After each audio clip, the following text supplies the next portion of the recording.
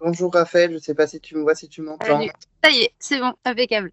Du coup, Ah, c'est bon. je te vois et je t'entends. Je t'entends Ouais. très bien. En plus, il fait super beau, tu as un super cadre. Bon, en tout cas, merci Raphaël d'accepter l'invitation, d'accepter voilà, de te confier à nous, à moi et aux abonnés, de raconter tes souvenirs, tes ressentis sur tes deux aventures, deux belles aventures. Donc vraiment, merci mille fois.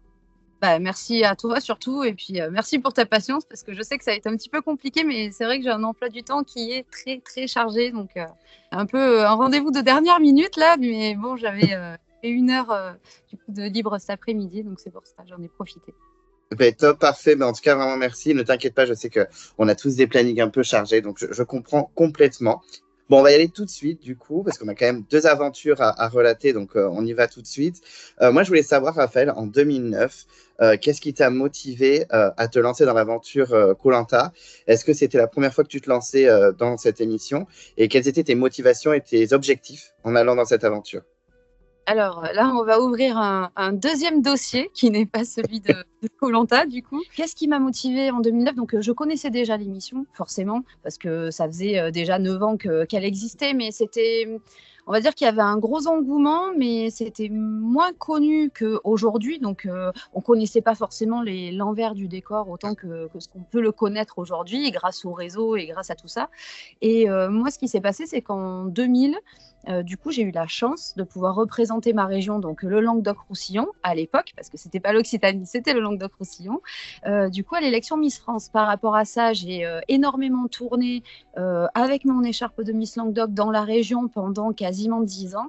Et je me suis aperçue que les gens ont tendance à te mettre dans une case, à te catégoriser de suite. Donc moi, c'était voilà, en gros la plante verte, voilà, le petit Ouais. mannequin qui voilà, qui, s'il se cassait un ongle, mon Dieu, c'était la fin de sa vie. Donc, voilà, en discutant avec des amis, je leur dis, ah bah tiens, koh moi, ça me brancherait bien. Ils m'ont dit, mais toi, mais jamais de la vie. Enfin, en gros, t'es un mannequin, t'es pas fait pour aller dans la forêt. Et c'est là où vraiment, et c'était l'été 2008, et du coup, c'est là où vraiment, moi, j'ai eu les déclics. J'ai dit, mais comment est-ce que les gens me perçoivent, en fait? Comment est-ce qu'ils me voient? Alors que moi, j'ai toujours été un peu garçon manqué. J'ai toujours aimé bricoler. Enfin, voilà, faire des choses, on va dire, un petit peu moins féminines. Mais j'avais la chance de pouvoir, bah, voilà, toucher à ce monde-là du mannequinat et des miss aussi. Et donc, bah, voilà, je me suis dit, ah, bah, moi, il ne faut pas me le dire 2 fois. En gros, c'est cap ou pas cap. Il ne faut pas me lancer de défi. Et je me suis dit, bon, bah, allez, j'envoie mon dossier. Et à l'époque, comme aujourd'hui, souvent les gens pensent qu'on envoie son dossier pour faire koh. Non, on envoie son dossier pour essayer de candidater à koh. À savoir que l'année 2009 où moi je l'ai tenté, enfin été 2008, du coup, il y avait 60 000 dossiers, je crois, quelque chose comme ça, et on n'en a pas moins aujourd'hui, il y en a toujours autant. Donc voilà, on se dit, voilà, on jette une bouteille à la mer et puis on verra bien. Et en fait, il se trouve que bah, voilà, j'ai été rappelée, je crois que ça devait être en juin 2008, j'ai été rappelée à la rentrée scolaire à peu près, donc sur septembre, octobre, je ne sais plus exactement. Et voilà, et la première phase de casting en fait a démarré. Après, s'en sont suivies plusieurs autres phases de casting du coup pendant pas mal de temps. Et en février, donc moi mon anniversaire c'est le 20 février, et je crois qu'on a été prévenu quelque chose comme le 17 février, quelque chose comme ça, Ah, que du coup on partait, et ils nous ont prévenus, voilà, enfin 1 semaine avant, même pas. Donc, ça fait 6 mois qu'on est en casting, et on nous prévient 1 semaine avant qu'on va partir peut-être pour 2 mois, enfin un petit peu plus de 2 mois. C'est énorme. Donc, moi, j'avais un petit peu pressenti les choses, et j'en avais parlé du coup au niveau du boulot, parce qu'il faut pouvoir arriver à se libérer ah, 8 semaines. Enfin, aujourd'hui, je pense que tout le monde, ceux qui travaillent en tout cas, ont 5 semaines de travail, quand bien même il y aurait, enfin de congé, pardon, quand bien même il y aurait des RTT ou des choses comme ça, il faut arriver à cumuler. Donc ça va, mon patron de l'époque a été très conciliant, parce qu'en plus il était fan de l'émission, donc j'y suis allée vraiment tout doucement, et en fait il m'a facilité les choses et ça m'a permis de pouvoir partir.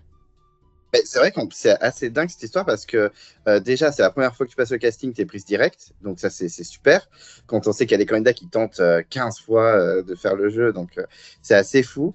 Et puis en plus, tu parlais de ton passé de Miss. En effet, on avait déjà eu Maude Garnier qui avait fait la saison 2, qui était aussi qui avait fait les Miss France.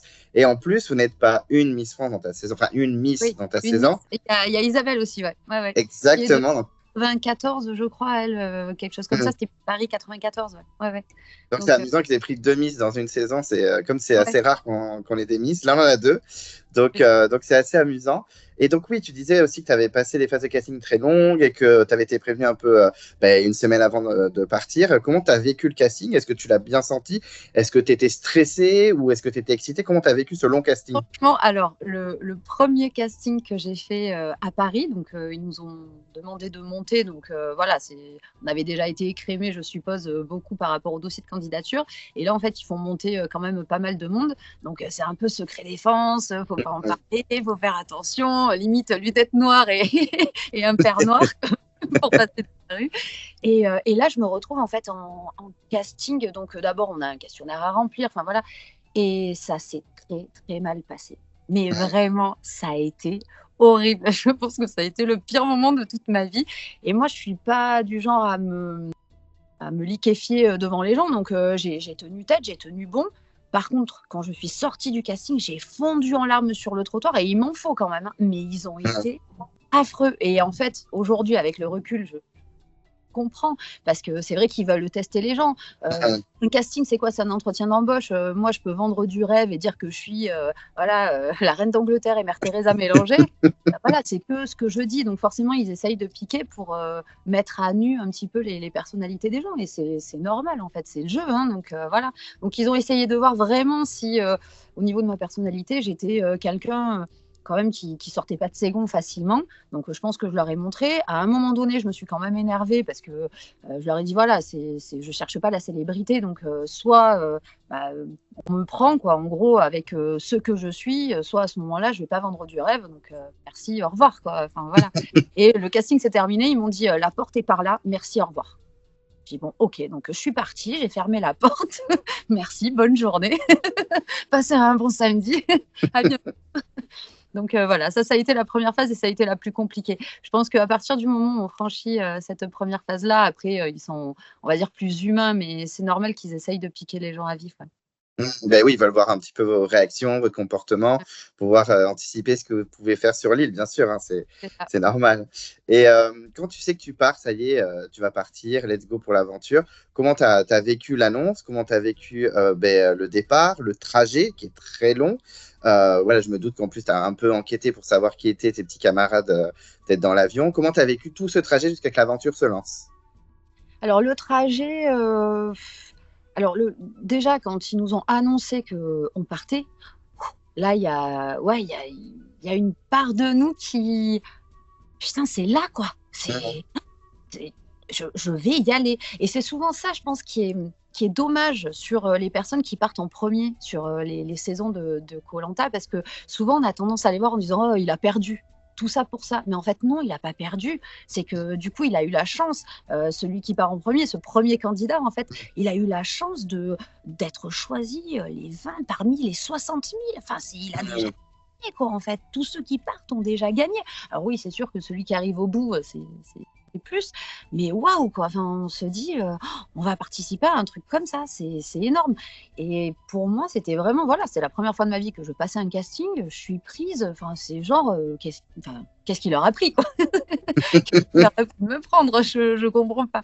Donc voilà, donc je me suis préparée ou pas d'ailleurs, parce que j'avoue, voilà, j'avais une condition physique classique. J'avais fait, quand j'étais un petit peu plus jeune, j'étais en club de natation, donc je savais que voilà, tout ce qui était aquatique, c'était facile pour moi, enfin en tout cas que j'étais dans mon élément.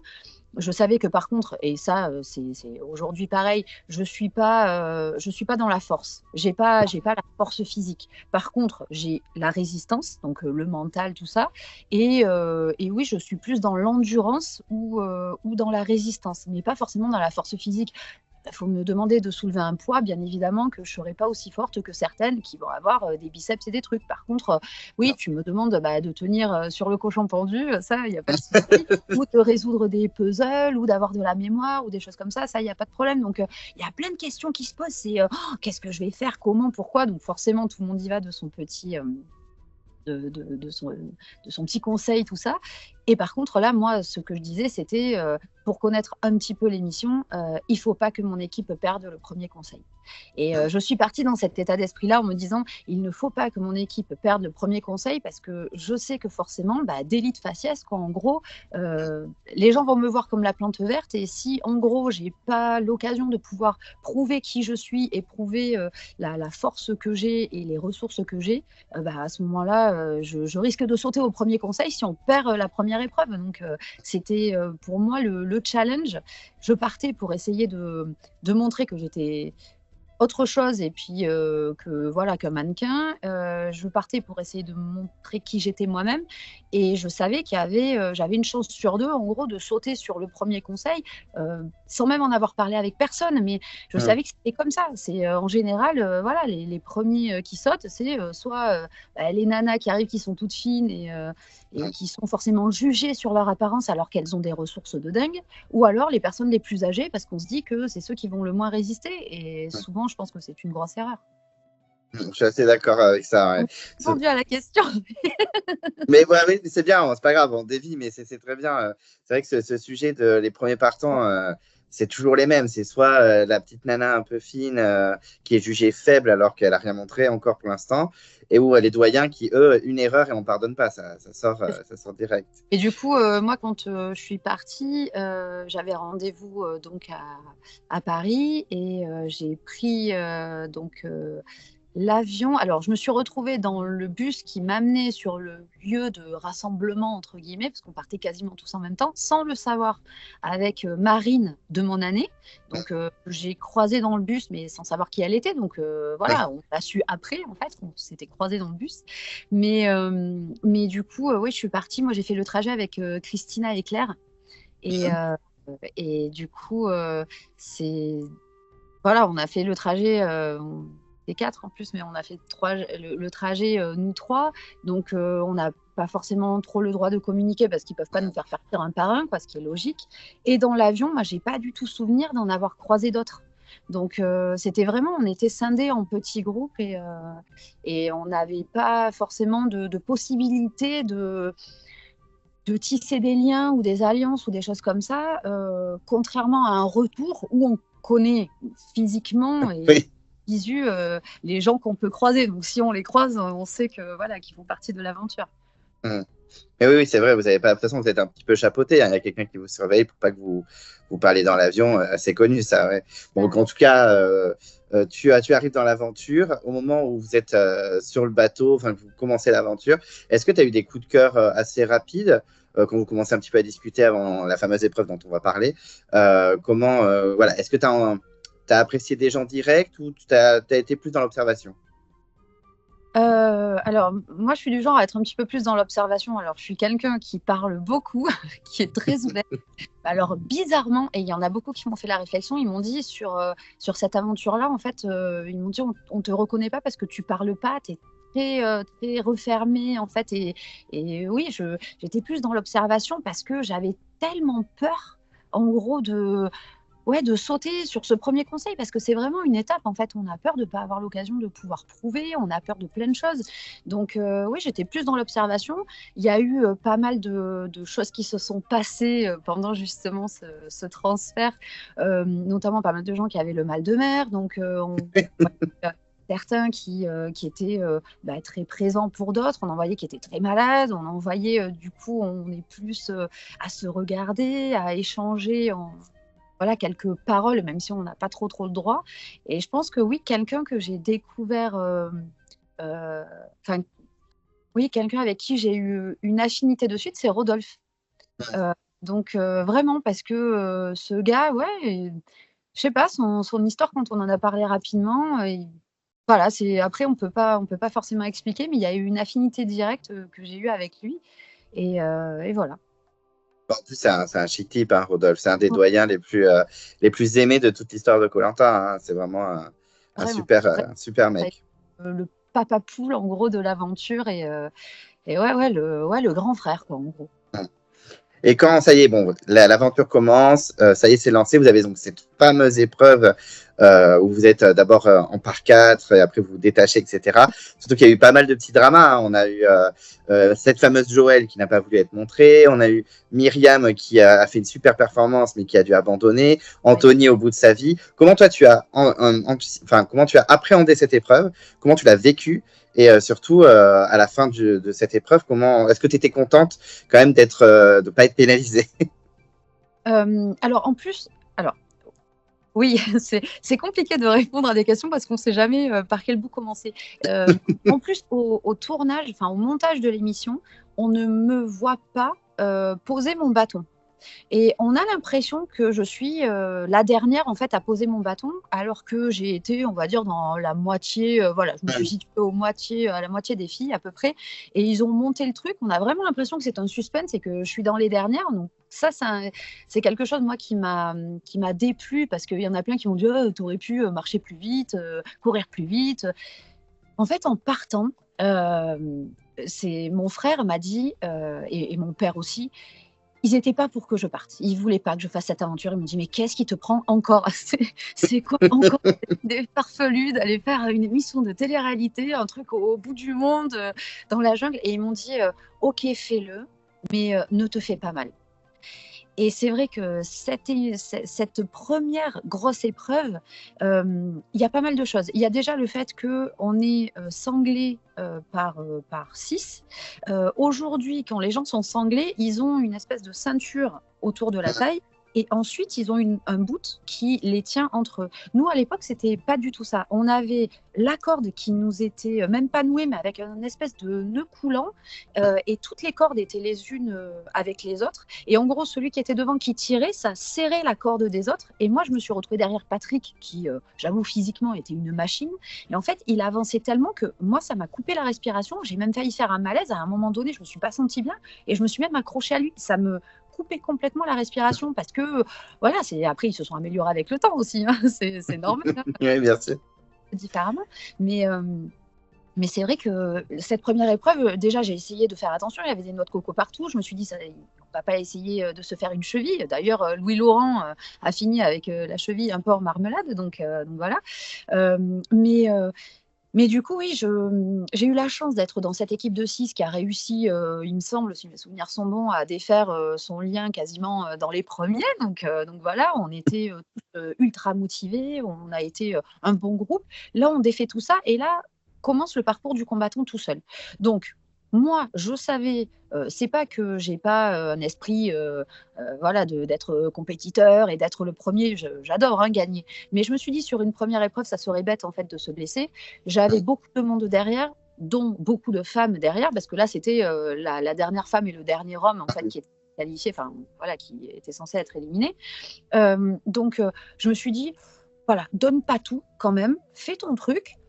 Finis pas, essaie pas de tout donner pour finir en premier parce que de toute façon il y avait Kauter qui elle faisait 40 kilos toute mouillée qui survolait la boue quand nous on en avait jusqu'à la taille donc mais j'avais pas forcément envie de risquer de me faire mal donc j'y suis allée tranquille, j'ai fait mon truc, j'ai essayé de jauger aussi comment je me situais par rapport aux autres. J'ai fini comme je te dis au milieu de l'épreuve à peu près, mais ça a pas forcément été facile et quand je vois des nanas comme Myriam. Et cette anecdote-là, moi, j'étais à côté de Myriam quand elle s'est brisée la cheville et j'ai entendu sa cheville se briser. Et je peux te garantir que déjà, quand tu te dis ne pas te faire mal et que tu entends ça à côté, ouais, ça te freine parce que tu te dis, oula, enfin, c'est dommage, quoi. C'est juste très dommage de devoir te faire sortir parce que tu as mal positionné ton pied parce que tu vas aller trop vite. Donc voilà, première épreuve, je ne vais pas dire compliqué, mais plus compliqué moralement, d'arriver à se situer, d'arriver à pas, oui, pas montrer de mauvais côtés. Ou, voilà, forcément, les hommes comme les nanas ont regardé le classement quand on est arrivé pour voir qui était arrivé en premier, qui était arrivé en dernier, voilà, comment se les gens. Et je pense que ça a servi aussi pour constituer les équipes après. Bien sûr. Mais c'est vrai que voilà, c'est Louis Laurent qui arrive en tête, oui, c'est ça. Oui. Et c'est Kauter chez les femmes. Et eux, ils partent avec. Alors, je ne sais plus avec qui ils partent, parce qu'ils partent à un moment. Je crois qu'ils partent avec Marine et Freddy, peut-être. Non, c'est pas Freddy. Ouais. Voilà, eux, ils ont une petite récompense assez sympa. Mais la première nuit, je crois que vous la vivez tous ensemble. Et d'ailleurs, Freddy est avec vous. Et il y a un moment où on voit, nous, en tant que spectateurs, on voit que Freddy. C'est vrai qu'on a ce côté. Monsieur, je veux faire la cabane, monsieur, voilà, il juge un peu les autres, alors que Freddy est un candidat qui est ultra aimé, que ce soit par les candidats ou Oui. par les spectateurs. C'est vraiment un candidat très respecté. Comment tu as vécu cette première nuit avant la compétition des équipes?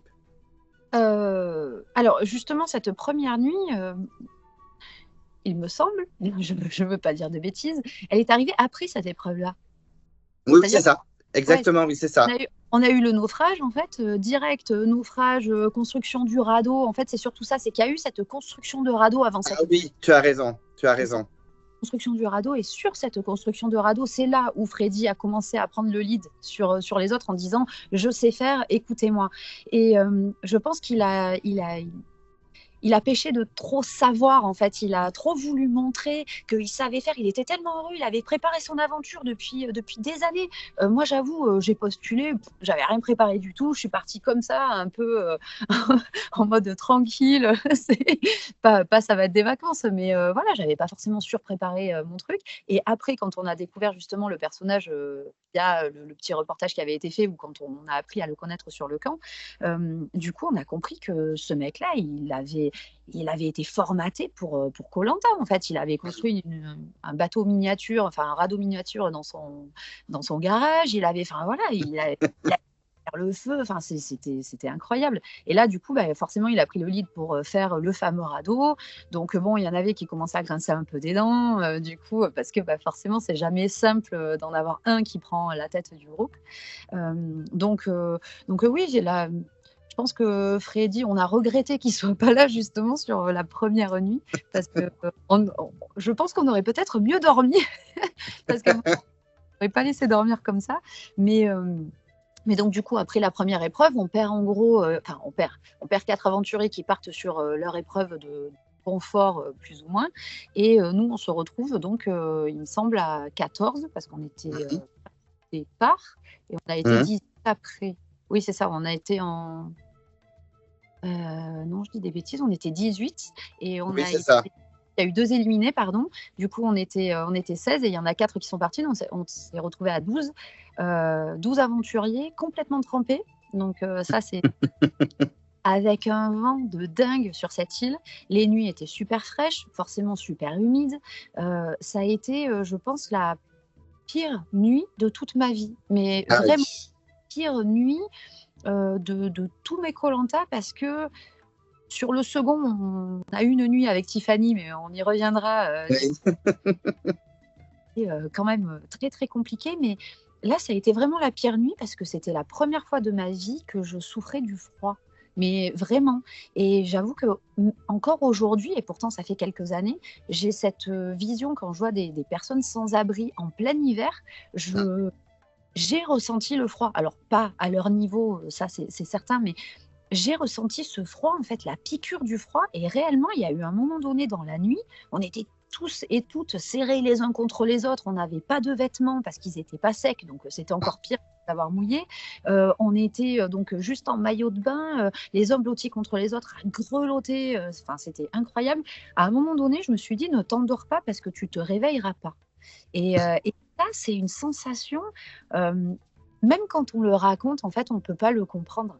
C'est terrible, cette sensation de froid, d'humidité, c'est vraiment, ça vous prend aux tripes, quoi. Donc ça a été vraiment la pire des nuits. Et souvent, les aventuriers disent que la première nuit, c'est la pire, parce qu'après, bon, on commence après à avoir l'habitude, mais la première, comme ça, mouillée, sans affaires, sans rien, c'est affreux. Mais ça avait l'air, hein, de toute façon, même nous, en tant que spectateurs, ce qu'on avait vu, ça avait l'air un petit peu galère, très, très clairement. Le lendemain, vous composez les équipes, parce que les 4 sont de retour, et voilà, vous allez composer les équipes. C'est donc Rodolphe, le doyen, et Marine, la Benjamine, qui composent les équipes. Tu es chez les Rouges. Est-ce que tu étais content de ton équipe? Parce que sur le papier, on en avait discuté avec Fabienne, vous avez quand même une très belle équipe sportive, on va dire. Alors, Il y a du oui, il y a du non. Euh, Dès le départ, en fait, j'ai senti que. Alors attention à ce que je vais dire. Aujourd'hui, on s'entend très bien et voilà, très bien avec tout le monde. Mais dès le départ, j'ai senti qu'il y avait une certaine animosité avec Isabelle qui me portait pas dans son cœur. Alors après, on aime les gens, on les aime pas. C'est la première fois qu'on se voit. Enfin voilà. Euh, Christina, par contre, on a eu un très bon feeling dès le début. Euh, et Marine, bon, bah, Marine, c'était Marine, quoi. Donc voilà, c'était pour moi, c'était la gagnante, quoi, de cette saison-là. Donc au niveau des filles, je me disais, ouais, je suis dans une équipe quand même qui a du niveau. Au niveau des garçons, on se retrouve avec donc Patrick, Alexandre, Freddy et Julien. Là, on se dit, waouh, enfin, une équipe de malades. Mais d'un autre côté, Alexandre, pardon, j'ai dit des bêtises. Si, j'ai dit Non, Alexandre. non, tu t'es pas trompé. Non, non, je me suis pas trompée. Donc, Alexandre, j'avais eu un bon feeling aussi avec lui dès le départ. Patrick, je le sentais un peu plus peut-être à prendre ses marques, à juger un petit peu tout le monde, parce qu'il était très stratège, donc forcément, il était déjà en train de composer ce qu'il pouvait bien manigancer. Donc, c'est vrai que dès le départ, j'étais super contente parce que je me suis dit, je suis dans une très bonne équipe. Mais d'un autre côté, j'étais inquiète parce que justement, ça venait conforter le fait de si on perd, je suis dans la merde. Clairement, si on perd, là, je ne sais pas ce qui va advenir de moi. Donc voilà.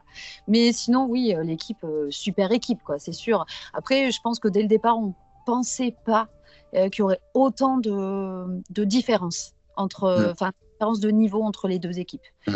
Je pense qu'on ne l'imaginait pas, vraiment. Parce que c'est vrai que nous, sur le papier, même si Louis-Laurent peut être un colosse ou Rodolphe, pour son âge, peut être très très bon et tout, il y avait Kader aussi qui avait un physique, Oui. Kauter aussi. Mais Oui. c'est vrai que votre équipe, elle faisait un peu plus rêver sur le papier, hein, clairement. Mais vous perdez quand même ce premier conseil que tu redoutais, tu ne Exactement. voulais pas. Mais malheureusement, ça arrive. Et il y a une alliance, enfin, il y a les garçons contre les filles, en gros, hein, c'est clairement ça. Même si les garçons se rapprochent un petit peu de Marine pour essayer d'avoir son vote. Voilà, comment tu l'as vécu? Parce que tu es visé, c'est toi qui va être visé. Pourquoi vous, les filles, vous avez voté Julien? Et troisième question, désolé, ça fait beaucoup de questions d'un coup. Comment tu as vécu la fameuse boule noire, boule blanche? Parce que tu es la première avec Julien à avoir vécu ça à un conseil. Ça n'était jamais arrivé. Il y a beaucoup de choses qui n'étaient jamais arrivées en fait avant 2009. Donc, alors oui, effectivement, donc on part très bien sur ce jeu. On part très bien, on part avec de l'avance. Moi, j'arrive à défaire mon nœud. Des personnes, du coup, comme Christina, n'y arrivent pas, ou il y en a qui galèrent. Et en fait, on perd quand même ce jeu, bon, sur une question d'accrocher la boule. Bon, bref, les jaunes gagnent, et nous, on perd. Et là, en fait, moi, devant mes yeux, je vois dérouler tous. Enfin, le pire scénario que j'imaginais depuis le début, c'est-à-dire la chose qu'il fallait surtout pas qu'il se produise. Et forcément, bah voilà, commencent les manigances. Et en fait, il faut savoir que du coup, on était 4 hommes et 4 femmes, forcément, dans cette équipe. Et les hommes qui étaient plus ou moins menés à ce moment-là par Patrick décident de voter contre une fille. Il faut savoir que Marine, forcément intouchable, c'est logique. Du coup, Isabelle était intouchable parce qu'elle avait déjà passé une alliance avec Patrick. Donc forcément, ils n'allaient pas voter contre elle. Enfin, en tout cas, Patrick a dit, moi, je ne voterai pas contre Isabelle. On le voit à l'écran, hein. Donc du coup, voilà. Donc, en fait, les 4 garçons décident de voter, en fait, soit contre Christina, soit contre moi. Et Patrick oriente plus le choix vers moi. Et ça, c'est important de le savoir maintenant parce que après, pour plus tard, ça expliquera le pourquoi le vote a été orienté plus vers Christina aussi à un moment donné. Voilà. Donc là, en fait, ils décident de voter contre moi. De là, ils se disent, bon, ben, on est 4, et ils font l'erreur, et moi, je dois mon aventure à Marine, et c'est ce que j'ai toujours dit. Marine, je lui dois mon aventure, parce que comme quoi, on voit bien qu'à Koh Lanta, les choses peuvent se jouer, mais à rien du tout. Et là, en fait, Patrick décide d'en parler à Marine, persuadé qu'il arriverait à lui faire retourner sa veste. Donc, du coup, Marine, elle dit rien. Elle vient nous voir, très féministe, du coup, à dire on va pas se laisser écraser. Pourquoi les nanas et pas les mecs? Et il y en a beaucoup qui auraient pas du tout réagi comme elle et qui auraient dit je me mets du côté du plus fort et tant pis pour Raphaël. Et elle, en fait, elle voit là-dedans non pas mon élimination, mais elle voit l'élimination d'une fille et du coup le fait que les filles se retrouvent en minorité. Et de là, elle dit pas question. Donc, elle vient nous voir. Et quand je dis elle vient nous voir, elle vient voir les trois autres filles. Et elle nous dit écoutez, les mecs veulent voter contre une fille, ils viennent de me le dire, donc ça se porte contre Raphaël. Là, ok, donc moi, Super. c'est exactement ce que je sentais, donc voilà, j'étais au bout de ma vie. Et donc elle dit moi, pas question qu'on se laisse faire, on va voter contre un garçon. Donc là, je pense que. On a toutes été d'accord avec ça. Bon, moi en plus, doublement. Mais on a toutes été d'accord avec ça parce qu'on sait que forcément les garçons ont des muscles, les garçons, et souvent ils dénigrent un petit peu la force des filles qui en fait fait référence sur souvent des épreuves de résistance, des épreuves voilà même aquatiques et pas mal de choses. Certes, quand il faut porter des poids, des choses comme ça, les nanas peuvent se montrer quand même très fortes, mais au final les garçons préfèrent éliminer soit les personnes âgées, soit les filles en premier. Donc voilà. Et là on dit ok, on vote contre un garçon. Et là arrive le moment où on se dit on vote contre qui? Alors bon, Isabelle, forcément, de la même manière que ce qu'avait fait Patrick, a dit moi je voterai pas Patrick, mais il n'était pas dans notre ligne de mire. On dit forcément Freddy non, parce qu'il sait tout faire, donc pas question. Et au niveau physique, on va dire que Alexandre et Julien se valaient, et ils étaient très forts. Hein. Julien, on l'a vu, était super fort en natation, ça aurait été clairement un atout. Mais Julien Alexandre, après, on a été quand même d'accord avec que ce soit Marine, Christina et moi pour dire on avait plus d'affinité naturelle avec Alexandre, avec qui on avait eu plus de contact au départ qu'avec Julien. Et malheureusement, mais vraiment, mais ultra malheureusement pour lui, ça s'est fait par dépit. Contre Julien, qui avait absolument rien fait, qui avait brillé sur les épreuves, mais c'était en gros ou eux ou nous. Et du coup, on a préféré faire comme ça. Et on a bien fait d'ailleurs. Donc voilà. Après, on arrive au conseil, forcément. Moi, j'avoue que, sachant que Isabelle me portait pas forcément dans son cœur, j'ai tremblé pendant tout le conseil qu'elle se fasse retourner la tête par Patrick et que du coup, elle vote mon nom pour au final me faire sortir. Et là, du coup, on se retrouve forcément au conseil avec le dépouillement et 4 voix Julien, 4 voix contre moi. Donc là, déjà, première douche froide, ça a du mal à passer. Donc là, c'est bouffée de chaleur, du coup, le cœur à 8000. Et là, je me dis, mais non, c'est pas possible. Enfin, ça peut pas se terminer comme ça. Je suis pas venue pour ça. Je suis pas venue pour conforter les gens dans ce qu'ils pensent de moi. En fait, je suis venue pour prouver quelque chose, quoi. Et donc là, Denis nous dit, on va dire à notre grand étonnement, bon, égalité, donc vous revotez. Ok, on revote. Alors pourquoi? Je sais pas. C'était à l'époque dans les règles du jeu. Revoter. Alors, autant te dire que pareil, j'étais comme ça. Qui change son vote, mais là je suis morte. Et en fait, il faut savoir aussi, il y a une petite anecdote qui n'a pas du tout été filmée et que je peux raconter si tu veux. Pourquoi est-ce que ça s'est tourné aussi un petit peu plus vers moi? C'est qu'en fait, avant même que l'aventure commence, donc il y avait le petit bateau avant le bateau de guerre, le petit bateau sur lequel on est monté. C'est la première fois que je raconte ça. Il n'y a que les amis en fait qui sont cette anecdote-là. Et donc du coup, quand on est arrivé pour monter sur le bateau de guerre qu'on avait, il y avait en configuration un Zodiac, il y avait notre bateau navette, un petit Zodiac et le gros bateau de guerre. Et on devait du coup passer sur le Zodiac et monter à l'échelle, sauf que quand on arrivait, en fait, il y avait un bout du garde-corps du bateau qui avait été enlevé. On arrivait, on se hissait, et bon, quand on a le pont du bateau, en fait, on se hissait comme ça. Et là, on tendait la main, et il y avait un Philippin qui devait faire à peu près, qui nous attrapait, et, comme il aurait soulevé une plume, en fait, il nous attrapait, il nous montait. Et donc, un passe, il arrive, il se tire, il tend la main, le mec le monte, il se tire, il tend la main, le mec le monte. Et moi, j'arrive, tac, tac, je me tire, je tends la main, il n'y avait personne. Donc, du coup, forcément, essayez déjà de monter sur une échelle, en fait, en vous tirant à un moment donné et lâcher la main, forcément, vous partez en arrière avec le poids du sac à dos et le reste. Et je me suis retrouvée, en fait, à chuter. Donc, j'ai lâché, du coup, je me retenait que par un bras. Donc j'ai lâché et je suis tombée entre le bateau de guerre et le Zodiac. Pouf. Et là, j'ai été repêchée par le sac à dos. Donc j'étais comme ça, sur le sac à dos, toute trempée par pareil, un des Philippins qui était sur le Zodiac et qui m'a remis en fait dessus et qui m'a refait monter. Là, tout le monde m'a dit, mais pourquoi t'es mouillée? Personne n'était encore allé dans l'eau, mais pourquoi t'es mouillée? Et en fait, ça, ils l'ont vu et ils l'ont su. Donc ils se sont dit, en plus, celle-là, c'est bon, Pierre Richard. Forcément, voilà, très douée, parce que déjà, la nana, elle ne sait même pas monter à une échelle, donc elle n'arrivera pas à faire quelque chose. Donc, en fait, ça a été, ouais, mon petit, comme je dis, moi, je suis un garçon manqué, voilà, je suis Pierre Richard aussi, je tombe tout le temps, je trébuche. Et là, en fait, mais vraiment, j'ai démarré mon aventure, mais ouais, j'ai trébuché avant même de commencer, quoi. Donc, du coup, voilà. Voilà pourquoi ça s'est porté aussi un petit peu plus sur moi, sur Christina, à ce moment-là. Et donc, du coup, conseil, parce que je fais des parenthèses, hein, je suis assez bavarde. Oui, j'adore. Donc, le conseil, du coup, avec le deuxième vote, on part revoter. Denis, du coup, redépouille. Et de nouveau, 4 voix contre moi, 4 voix contre Julien.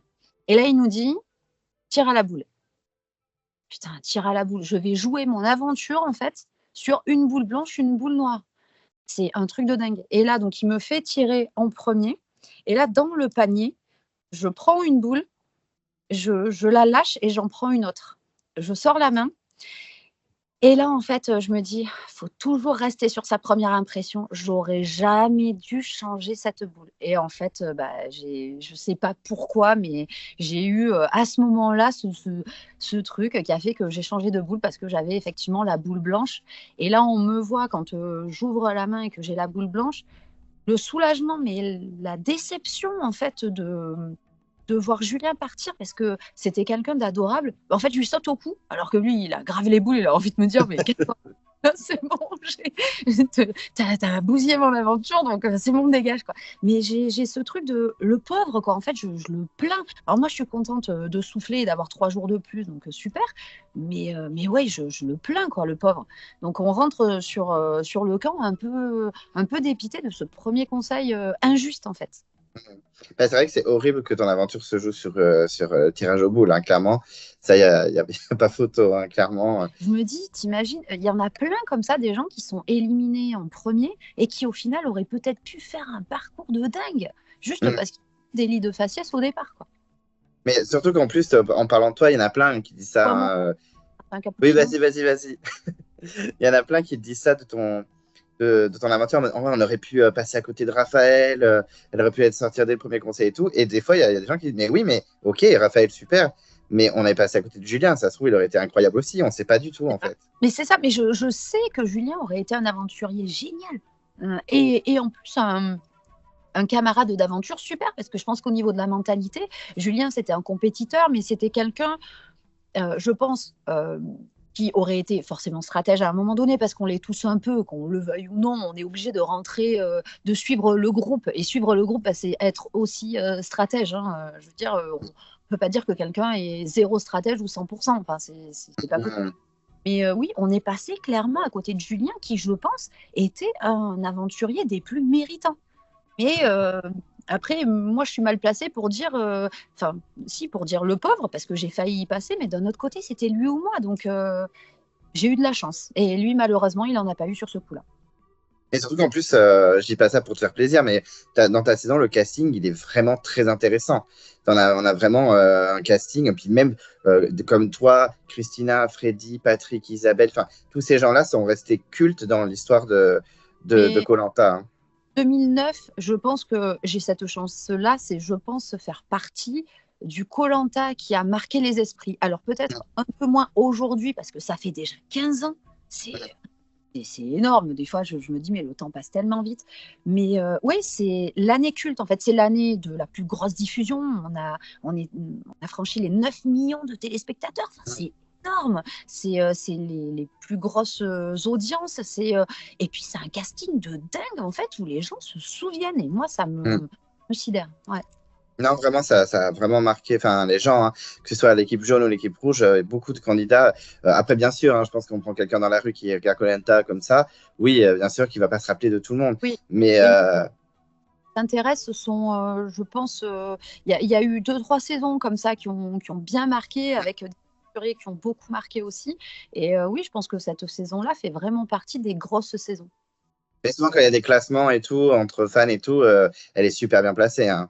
Parce que Ouais. beau casting, beaucoup de retournements de situation, voilà. Enfin, bon. Et encore, il n'y avait pas de collier. Mmh. J'étais Sans collier. Il n'y avait pas de collier, quoi. Donc, ouais, Ouais, j'imagine bien avec les colliers, ça aurait été encore plus rocambolesque. les colliers, je pense que ça aurait été un truc de dingue. Et donc, bon, après, vous êtes tranquille pendant un petit moment. On a malheureusement Anthony et Claire qui quittent l'aventure chez les jaunes. Et chez les rouges, il y a ce fameux épisode du trek. Un trek qui ne se passe pas vraiment comme prévu chez les rouges, où ça part un peu en cacahuète entre Isabelle et Alexandre, ce qui va être un ricochet sur plus tard aux ambassadeurs, mais ça, on va en parler. Oui. Comment tu as vécu cette nuit? Et qui entraîne aussi le malaise de Marie. Ouais. Ah oui, oui, mais ça, parce qu'après, il y a l'élimination Christina. Enfin bon, c'était un vrai bazar. Comment tu as vécu déjà ce trek et cette nuit un petit peu de l'enfer, hein, quand même? Bah, alors, bizarrement, ça a été une nuit de l'enfer, mais je la mettrai en numéro 2 parce que réellement, ma pire des nuits, ça a été la première, hein, et là, enfin, je veux dire, c'est vraiment une nuit qui restera gravée par rapport à ça. Celle-là, ça a plus été une nuit compliquée socialement, parce que effectivement, bon, on avait gagné le Grand Bleu juste avant, donc on avait eu droit, quand on est arrivé après ce grand trek un petit peu complexe, parce que franchement, on est allé au bout de nos limites, on a tout donné pour ramener, parce que l'enjeu, c'était de récupérer l'aventurier qu'on voulait dans l'équipe adverse. Donc, on voulait surtout pas, parce qu'on savait que sinon, c'était Freddy qui allait partir.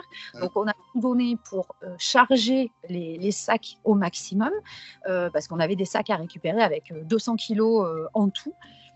Donc on récupère les 200 kilos, on arrive au bivouac le soir, on va dire de nuit, enfin terrible. Donc on avait droit à un poisson, ça c'était pas mal, à une natte pour dormir, et du coup il y avait une bâche qui était à côté, mais qu'en fait on n'a pas eu l'idée de dénouer et de préparer au cas où s'il allait pleuvoir. On n'a pas eu cette anticipation à ce moment-là. Donc là, forcément, on se couche tant bien que mal, parce qu'il y avait des cailloux de dingue, et même avec la natte, c'était totalement inconfortable. On s'assoupit. Et là, en fait, d'un coup, gros orage, du coup, en plein milieu de la nuit, machin. Donc, Alexandre qui se lève avec, je crois, Patrick, qui, dans le noir absolu, n'arrive pas à défaire, du coup, la corde. Donc, du coup, voilà, tout le monde était en train de se mouiller. Ça énerve un peu tout le monde. Bon, bref.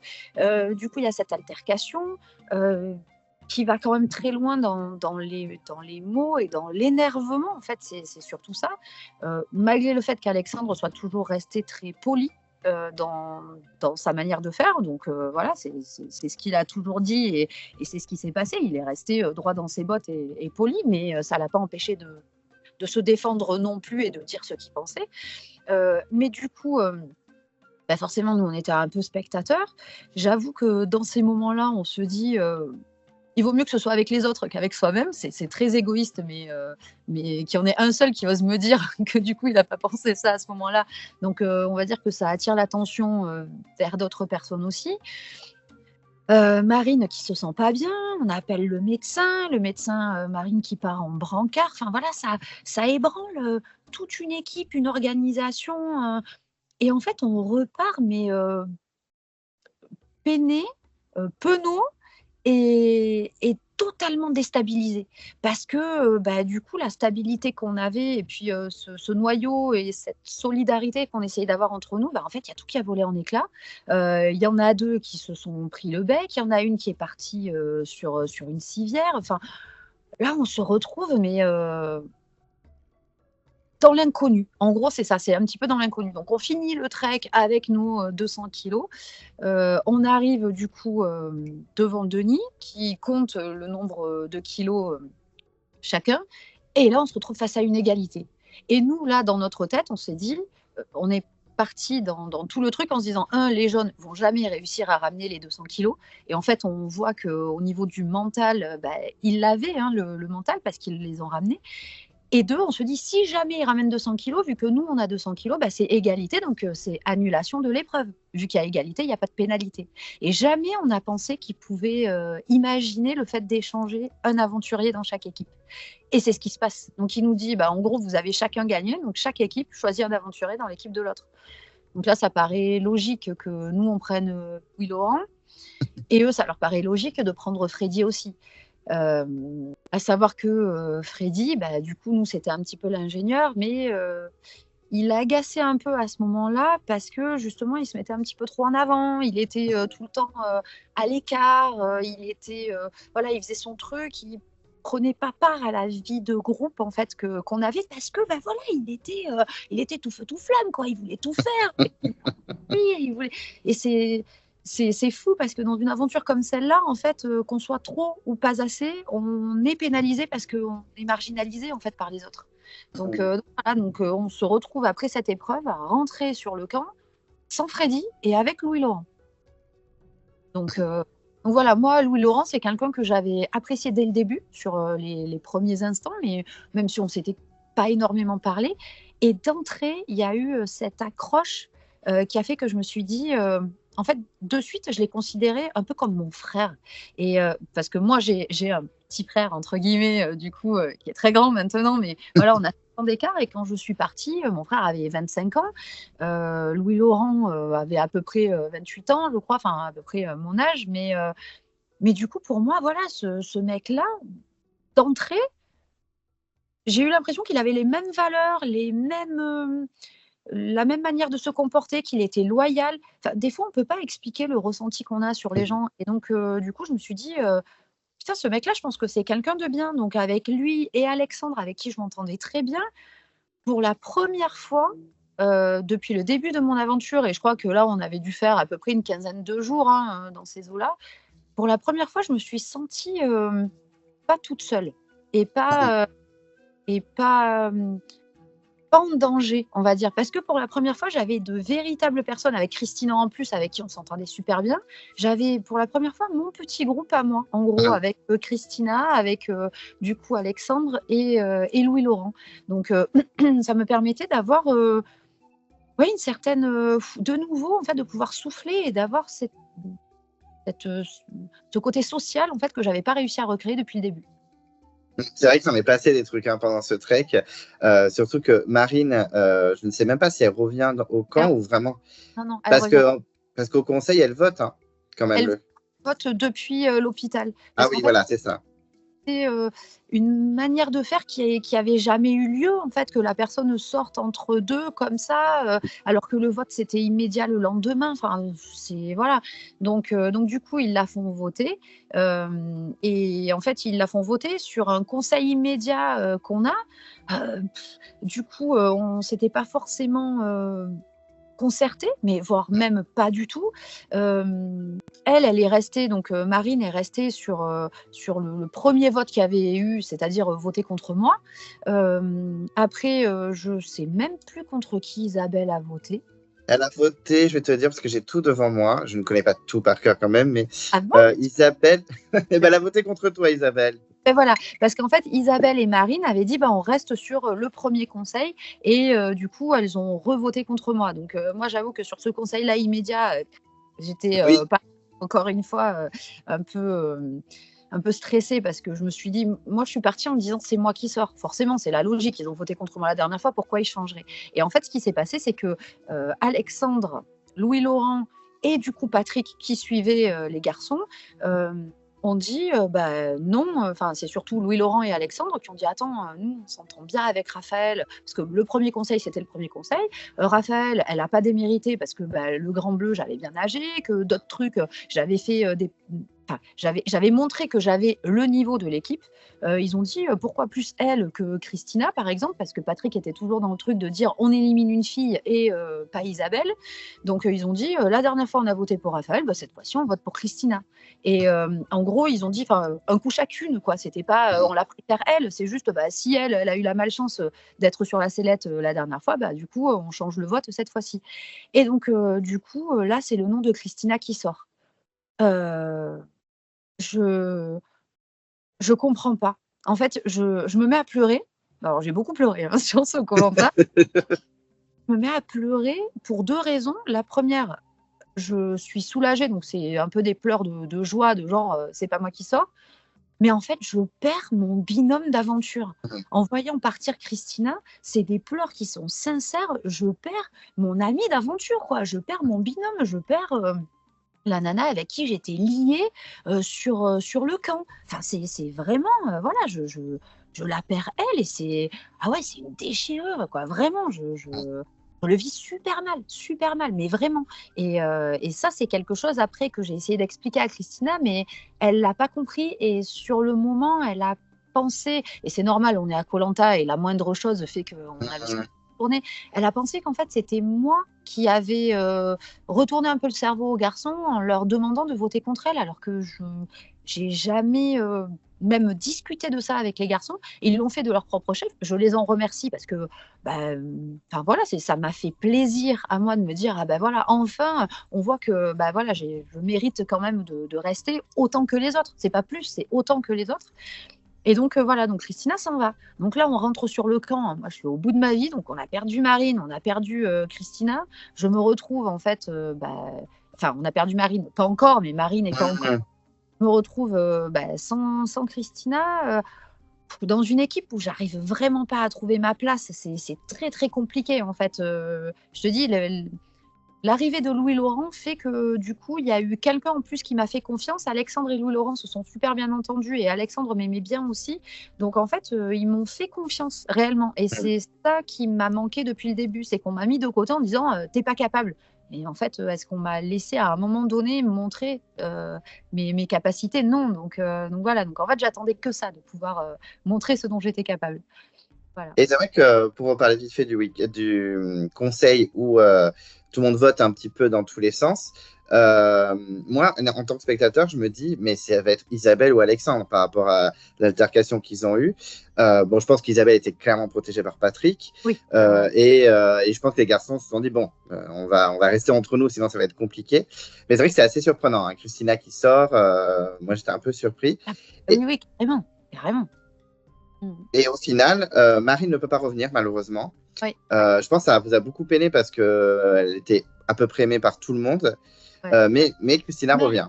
Marine, c'était la Jade de 2007. En fait, Marine, à mes yeux en tout cas, et je pense aux yeux de beaucoup, Marine est arrivée sur cette aventure. D'entrée, on l'a vu, c'est voilà, Marine, c'est Marine, ça sera le vainqueur de ce koh-lanta parce qu'elle le mérite, parce que c'est quelqu'un d'adorable, parce que c'est quelqu'un qui a la niaque, c'est quelqu'un qui lâche rien. Enfin, voilà, waouh quoi, Marine, c'est. Enfin, pour moi, ça restera l'aventurière qui méritait plus que tous les autres, moi y compris, de gagner ce koh-lanta. Moi-même, je pensais qu'elle allait revenir, moi, dans un All-Star. Elle aurait pu.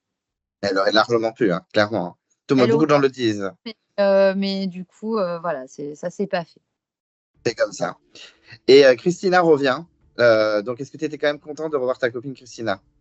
Alors moi, quand je vois revenir, alors je suis peinée de Marine, mais je suis clairement, mais tellement heureuse de voir revenir Christina. Je me dis, waouh, ça y est, ma copine d'aventure, en fait, revient. Donc, je vais pouvoir retrouver ce petit noyau, en fait, que j'ai vraiment et dans lequel je m'éclate enfin dans cette aventure. Parce que c'est long quand même, hein, 2 semaines, quand vous êtes qu'avec des personnes, en fait, qui vous font pas confiance et qui du coup, ne mettent pas en valeur ce que vous êtes capable de faire, parce que réellement, on ne le voit pas forcément, mais c'est vrai que Isabelle et Patrick me mettaient beaucoup la pression, mais énormément. C'est sur toutes les épreuves, en gros, ils s'en prenaient qu'à moi, alors que, enfin, vraiment, j'avais l'impression d'être la personne la plus faible de l'équipe, alors que après, même sur les images, on le voit. Enfin, j'arrive à faire les choses. Pareil sur le jeu de la corde, quand on avait l'ovale. En fait, je lâche. Mais pourquoi je lâche? Parce qu'en fait, on avait dit au début de l'épreuve, on a dit si jamais on voit qu'à 8, on est trop serré et qu'en fait ça ralentit l'équipe, bah, tant pis. En gros, on sacrifie une personne et du coup on la laisse sortir. Sauf que moi, je me retrouve là entre je sais plus qui et Patrick qui est juste derrière moi, qui en fait me marche dessus à chaque pas. Donc lui, en fait, il me dit tu me gênes, alors que bon, on est tous encordés, hein, donc je veux dire, c'est vite ou quoi que ce soit, mais c'est qu'en fait, lui, il a une amplitude de pas qui est plus importante. Donc, du coup, à un moment donné, on se pose tous la question, qui lâche? Et Patrick, il dit, il faut que ce soit Raph parce que moi, je pourrais faire de plus grands pas. Donc, qui lâche, en fait, sur cette corde-là? C'est moi. Donc, en fait, qui est-ce qu'on montre du doigt, encore une fois, pour dire, bah, elle a lâché, c'est la moins forte? Mais non, c'est qu'en fait, c'était une stratégie d'équipe. Sauf qu'après, ça, personne n'est capable de le dire, que c'est une stratégie d'équipe, effectivement. Je lâche pas parce que je suis au bout de ma vie ou que j'en peux plus, parce que je pouvais très bien tenir. Mais du coup, voilà, il y a plein de choses comme ça et j'arrive réellement pas à trouver ma place dans cette équipe. Donc, voir revenir Christina, c'est génial. C'est génial. Surtout que ça se passe bien pour vous parce que vous n'avez plus de conseils jusqu'à la réunification. En plus, il y avait un conseil qui est chez les jeunes qui était très houleux. On a parlé avec Fabienne, avec Kauter et Kader. Voilà, c'était en plus ça a donné la phrase à qui j'ai fait des coups de Trafalgar qui est restée super culte. Hein. Voilà, bon, c'était un conseil qui n'a pas vécu, mais vous avez dû en parler après. Ça devait être assez houleux. Une fois que voilà, la réunification se fait, de votre côté, c'est Isabelle qui part aux ambassadeurs face à une Fabienne. Et ça se passe pas très bien pour vous, du coup, puisque Isabelle ne veut pas aller à la boule alors que Fabienne veut y aller direct. Elle est prête à se sacrifier pour ses camarades. Et c'est Alexandre donc, qui se fait sacrifier. Alors moi, en plus, j'étais dégoûté parce que j'adorais Alexandre. Donc, comment tu as vécu ça? Parce qu'on se souvient de toi en larmes, hein, Louis-Laurent complètement désespéré. Comment vous avez vécu cette annonce d'Alexandre qui est éliminé et comment tu t'es dit dans ta tête au niveau stratégie comment ça va se passer parce que vous avez été un peu trahi par Isabelle. Ouais, il faut déjà revenir sur comment le choix de l'ambassadeur s'est fait. C'est que d'entrée, il fallait qu'on choisisse un ambassadeur. Moi, dès le début, j'ai dit, moi, ça ne me dérange pas d'y aller. Maintenant, j'étais réellement, alors après, peu importe tout ce qui a été dit, qui n'était pas forcément fondé, mais je n'avais pas du tout à l'esprit qu'il pouvait y avoir une mort subite. J'avais regardé les saisons précédentes, mais je n'avais pas regardé la dernière. Et je crois que la mort subite était arrivée sur la dernière saison. Oui, le All-Star, oui.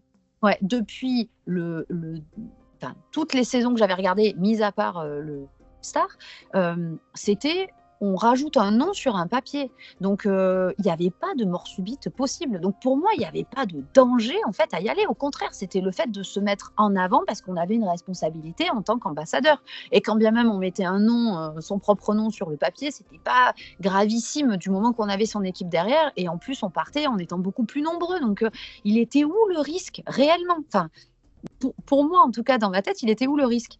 En plus, j'avais regardé donc, les saisons d'avant. Et donc, des fois, c'est vrai que sur les épreuves, je disais, ah oui, celle-là, machin. Et en fait, à ce moment-là, sur le choix de l'ambassadeur, je ne sais plus qui dit, et si jamais c'est un éliminé ou je ne sais pas quoi, Raph, qu'est-ce que t'en penses? Et moi, je dis, non, en fait, ça n'a jamais été fait. Et en fait, personne n'a dit si parce que personne ne savait. Il n'y a que Fabienne après qui a dit si, on le savait que ça pouvait être une mort subite, mais elle était dans l'autre équipe. Et donc, je dis non, c'est un nom sur un papier, donc il n'y a pas de raison, quoi. Il faut faire au mieux. Si tu arrives à mettre le nom de quelqu'un de l'autre équipe, tant mieux. Sinon, c'est pas grave, il faut mettre la personne qui risque le moins, par exemple. Et là, on se réunit. Clairement, Patrick, il dit moi, je veux pas. Les autres disent je veux pas. Christina, elle dit moi, j'ai pas envie. Isabelle, elle dit ça me dérange pas. Moi, pareil, je dis moi, ça me dérange pas. Et après, dans le choix, les garçons ils disent bon, on fait quoi? Et réellement, c'était sincère en plus à ce moment-là. Et moi, c'est ça qui m'a su mal, c'est de voir que la sincérité que j'avais à ce moment-là pouvait, à un moment donné, être interprétée différemment et qu'on puisse salir ce truc-là, parce qu'à ce moment-là, il fallait me laisser y aller, quoi. Et du coup. Moi, je dis naturellement, je dis en fait, sur la dernière épreuve qu'on avait eue, Isabelle, je crois, si je ne dis pas de bêtises, sur les poulies, Isabelle avait tiré la boule noire. Elle avait tiré la boule noire aussi sur l'épreuve en relais sous l'eau, où du coup, Denis m'avait donné le totem de l'équipe en me disant que de l'année où vraiment là sur cette épreuve-là, on m'avait fait confiance. Encore une fois, ça a été la plus belle demi-victoire celle-là parce que c'était la première et où l'équipe me faisait confiance. Et donc là, je dis voilà, enfin moi, logiquement, ça me dérange pas d'y aller, mais Isabelle n'a pas eu la chance de faire les 2 dernières, donc si elle veut y aller, il n'y a pas de souci, elle y va, quoi. Et en fait, ça s'est fait comme ça. Donc c'est Isabelle qui y va, mais confiante de se dire, vous inquiétez pas, de toute façon. on va mettre un nom de jaune et il n'y a pas de risque. Ok. Sauf que dans la stratégie aussi, on s'est dit, eh ben, il n'y a pas de risque, d'accord. Et Isabelle et Patrick ont dit Freddy en premier. Vu qu'il est dans leur équipe, c'est un orange, donc en gros, eux, ça les dérangera pas. S'ils veulent pas un jaune, Freddy. Et s'ils veulent pas Freddy parce qu'il a réussi à s'intégrer, bah, Louis Laurent, vu que c'est un rouge. Moi, clairement, je leur ai dit, je suis pas forcément d'accord avec ça, mais j'avais pas mon mot à dire vu que c'était pas moi qui allais aux ambassadeurs. Donc, j'avoue que je flippais un peu en me disant, j'espère que voilà, ça va pas être Louis Laurent quand même sur un papier parce que ça serait injuste. Et là, du coup, bah, on connaît le conseil en question où bah, Fabienne arrive, elle n'a rien à perdre et elle veut sauver les 3 qui lui restent de l'équipe. Et effectivement, vu qu'elle n'a rien à perdre, elle part à la boule. Elle, d'entrée, elle arrive, il n'y a pas de discussion qui soit, on part à la boule. Et quand Isabelle, qui s'était absolument pas préparée à ça, et je comprends le fait qu'elle ne se soit pas préparée à ça, mais quand Isabelle met dans la balance, en gros, son aventure, elle a absolument pas envie de mettre son aventure dans la balance. Donc, bah, du coup, elle essaie de jouer le bluff jusqu'au dernier moment. Et quand Denis arrive pour dire OK pour la boule, eh ben, là, à ce moment-là, elle aurait pu dire Raphaël, elle aurait pu dire n'importe qui, en fait.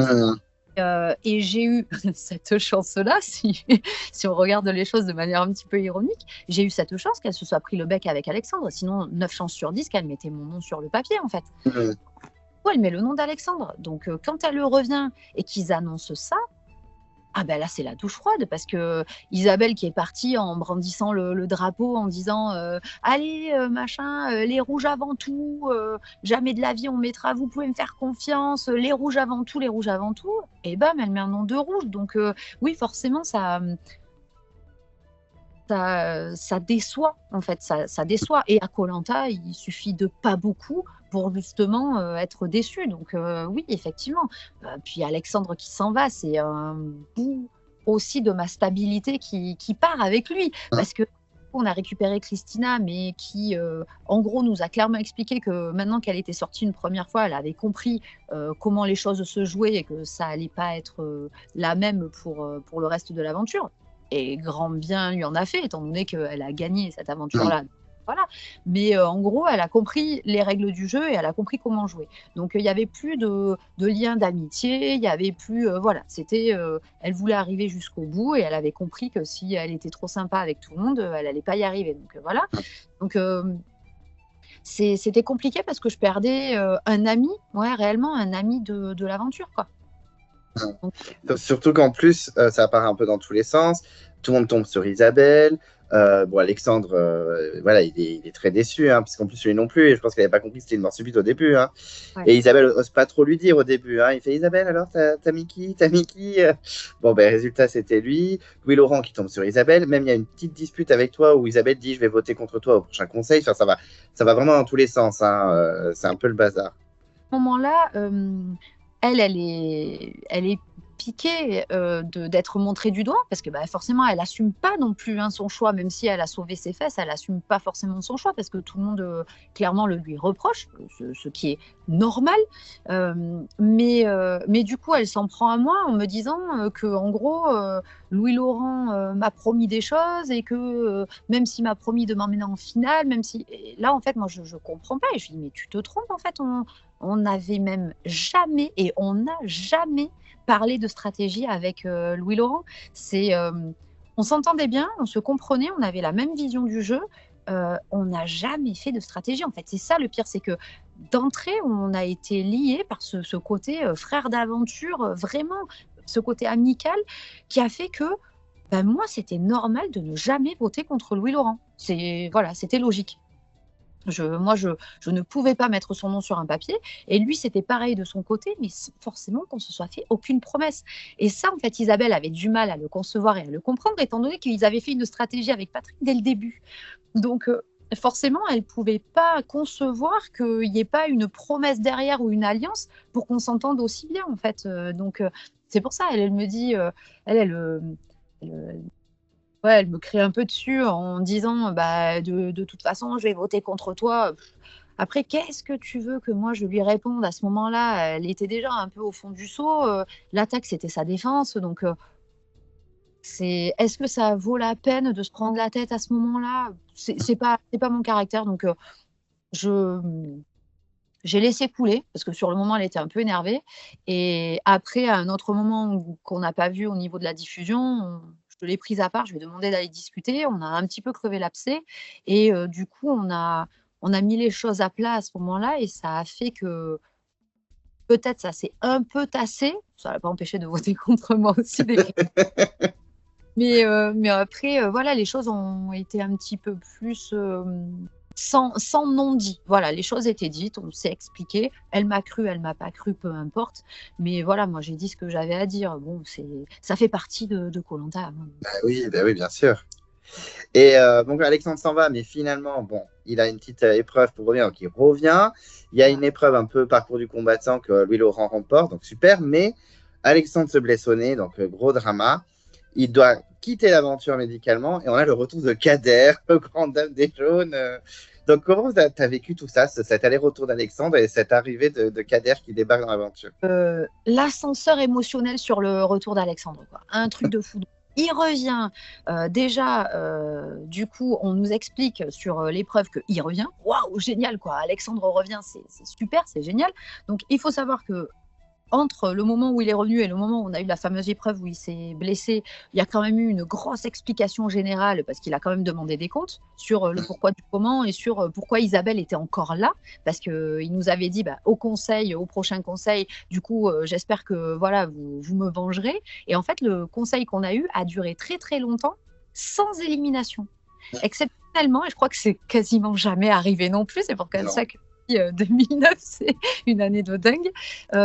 Denis, en fait, a dit, voilà, ça a duré très longtemps, on a eu 8 millions de questions, et Denis a dit, écoutez, ce soir, vous rentrerez tranquillement sur le camp, il n'y aura pas de vote. Alors là, pareil, waouh, mais ok, d'accord, une nouveauté encore. Et donc, du coup, Alexandre demande des comptes, etc. Donc, on lui explique qu'il y a eu un conseil sans vote, donc ok.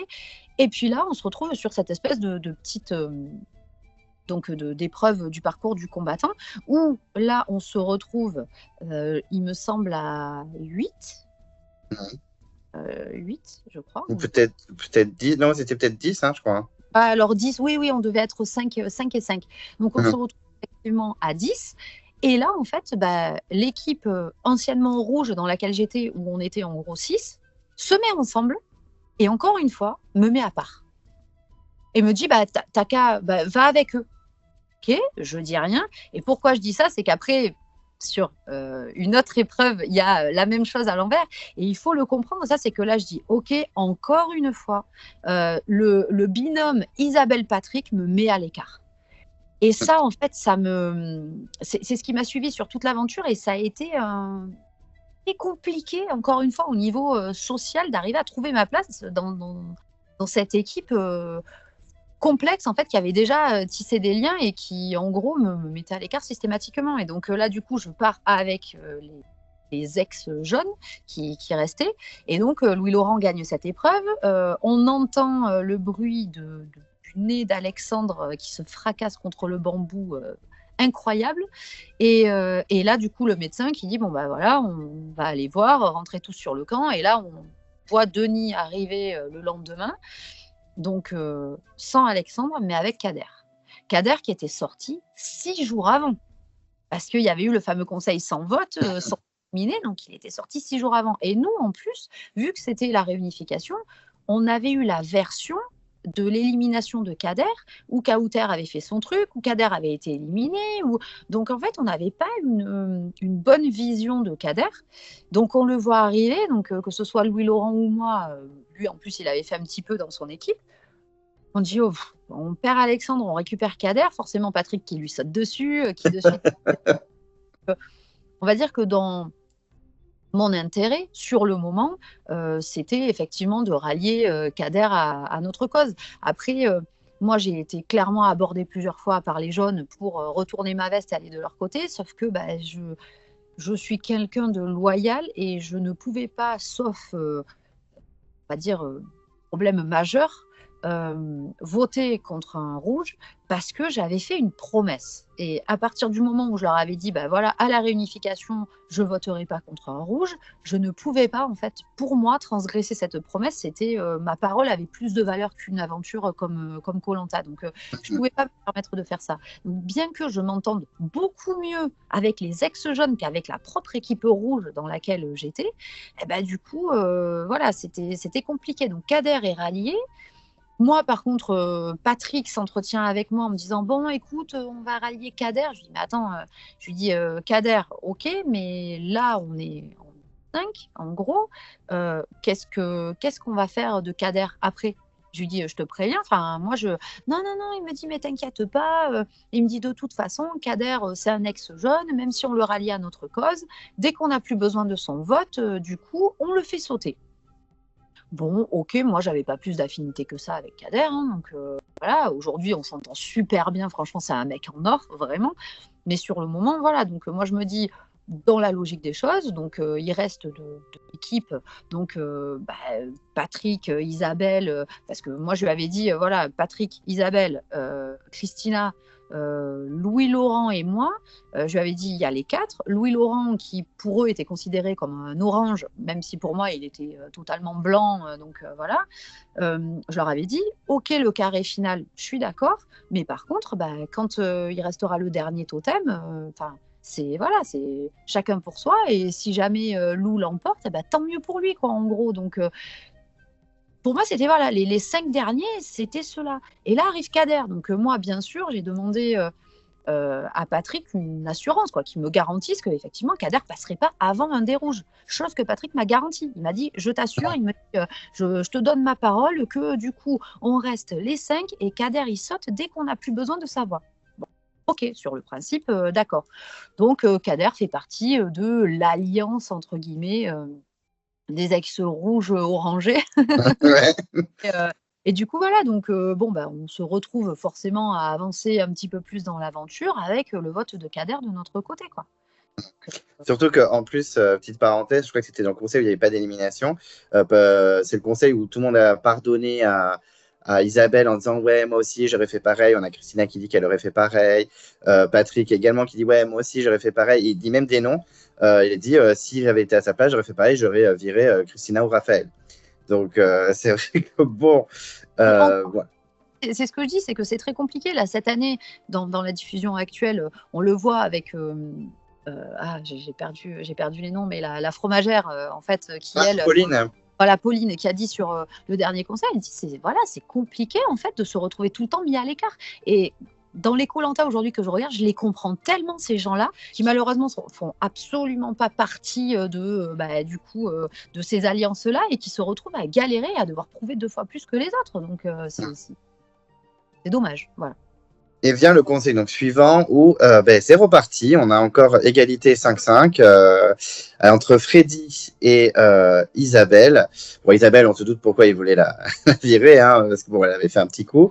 Comment tu as vécu ce conseil? Parce qu'en plus, c'est Freddy qui est quand même un des plus gros aventuriers de l'aventure qui est visé. Et comment tu as vécu cette... Parce qu'en plus, on entend ta voix au moment où ils vont tirer les boules. Tu as fait oh, moi aussi, ça s'est passé au premier conseil. C'est insupportable, c'est hyper flippant. Comment tu as vécu ce conseil? Vraiment, ce moment, il avait été dur à supporter, et jouer encore une fois son aventure sur une boule, c'est compliqué. Donc, je voulais absolument pas que. Je comprenais ce qu'il ressentait, et je voulais absolument pas revivre ça une deuxième fois.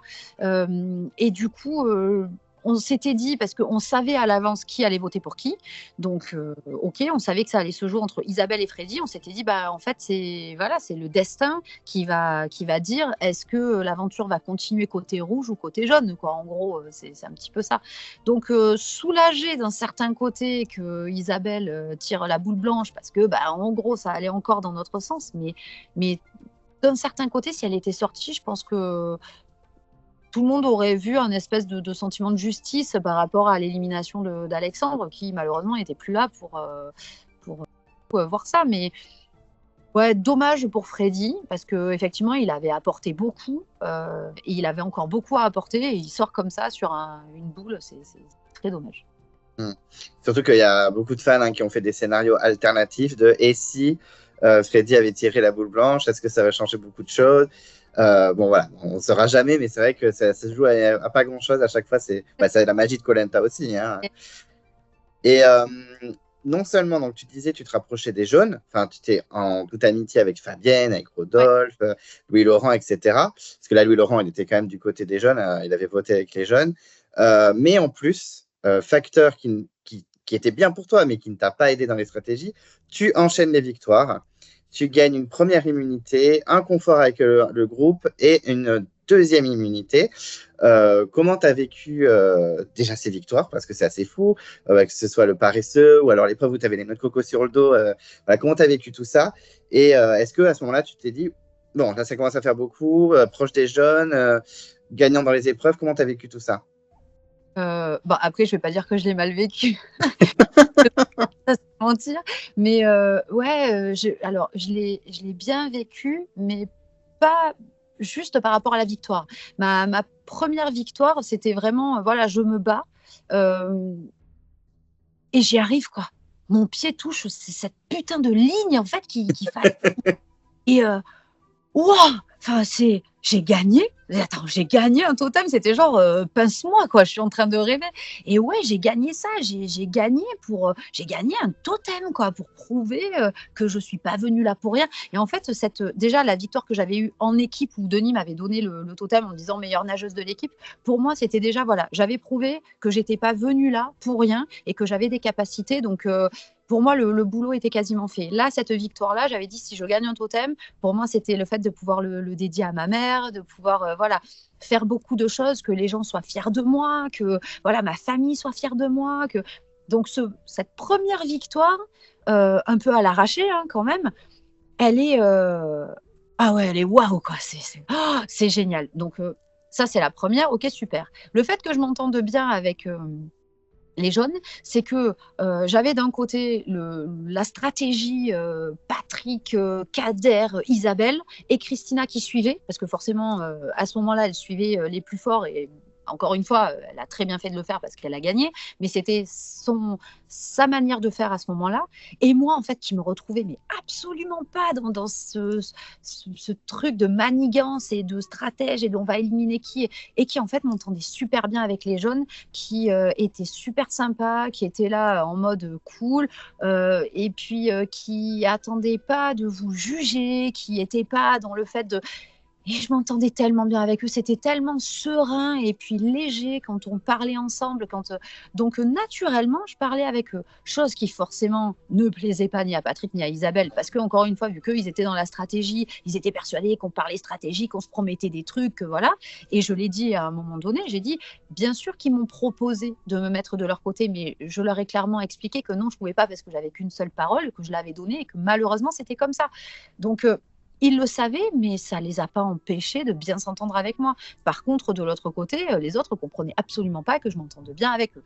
Donc bon, ça a dérangé. Première victoire, bon, ok, elle a eu de la chance. C'était en gros, elle a eu de la chance. Deuxième victoire, alors déjà après il y a eu le truc en équipe du coup où on a fait une très très belle apnée avec Christina aussi, donc super, donc ça on gagne aussi, donc là réellement à partir du moment où j'ai eu ce totem d'équipe, euh, j'ai commencé à réussir à m'affirmer et à montrer que j'étais pas là pour rien. On arrive en individuel, chaque fois dans les épreuves, j'étais dans les premières. J'ai été avec Christina, on se talonnait. En gros, voilà, c'était un coup une, un coup l'autre, c'était comme ça. Et là, je me retrouve sur l'épreuve du paresseux, où Isabelle arrive même pas à monter en fait sur... Donc là aussi, on a eu un record. Sa défense, c'était pas forcément super facile non plus sur le moment parce qu'on était stressé, on voulait pas faire mal à ceux d'à côté. Bon, bref, voilà. Et là, en fait, je me retrouve accrochée sur cette poutre où je me dis, waouh, je vais pas tenir 10 minutes. La douleur, la résistance, tout ça, je me dis, je vais pas tenir. Mais je veux pas lâcher en premier. Et au final, du coup, il y en a un qui lâche, deux qui lâchent, trois qui lâchent, quatre qui lâchent. Et je me retrouve en fait dans les derniers au bout d'une heure et demie. Là, je me dis, waouh, en fait, je suis presque au bout. Là, je vais tout donner. Et je me mets dans ma bulle. Vraiment, on le voit, j'ai la position, le truc. Je suis zen, je suis dans mon truc. Alors, je souffre beaucoup.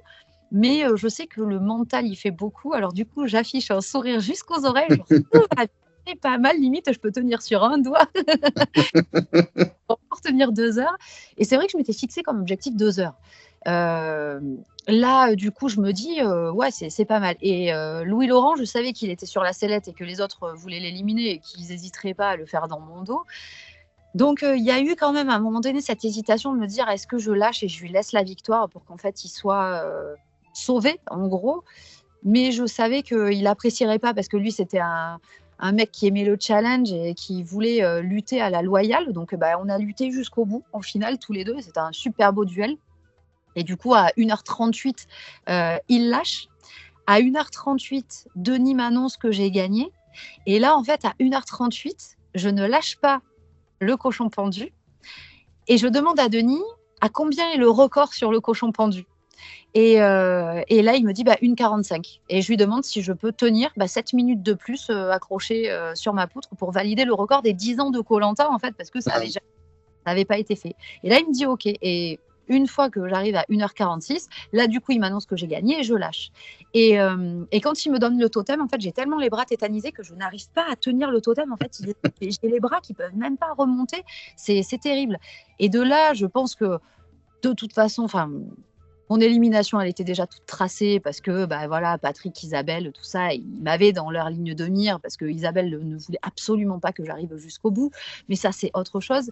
Mais je regrette absolument rien parce que j'ai vraiment vécu mon truc jusqu'au bout. Et ce record-là, pour moi, même s'il a été battu après, c'est ma plus belle victoire parce que fait, j'ai montré à ce moment-là et même Patrick me l'a dit, il m'a dit: «C'est incroyable, enfin, au moment où tu as gagné, tu continues de tenir parce que tu as encore du jus, enfin, c'est voilà, c'est énorme».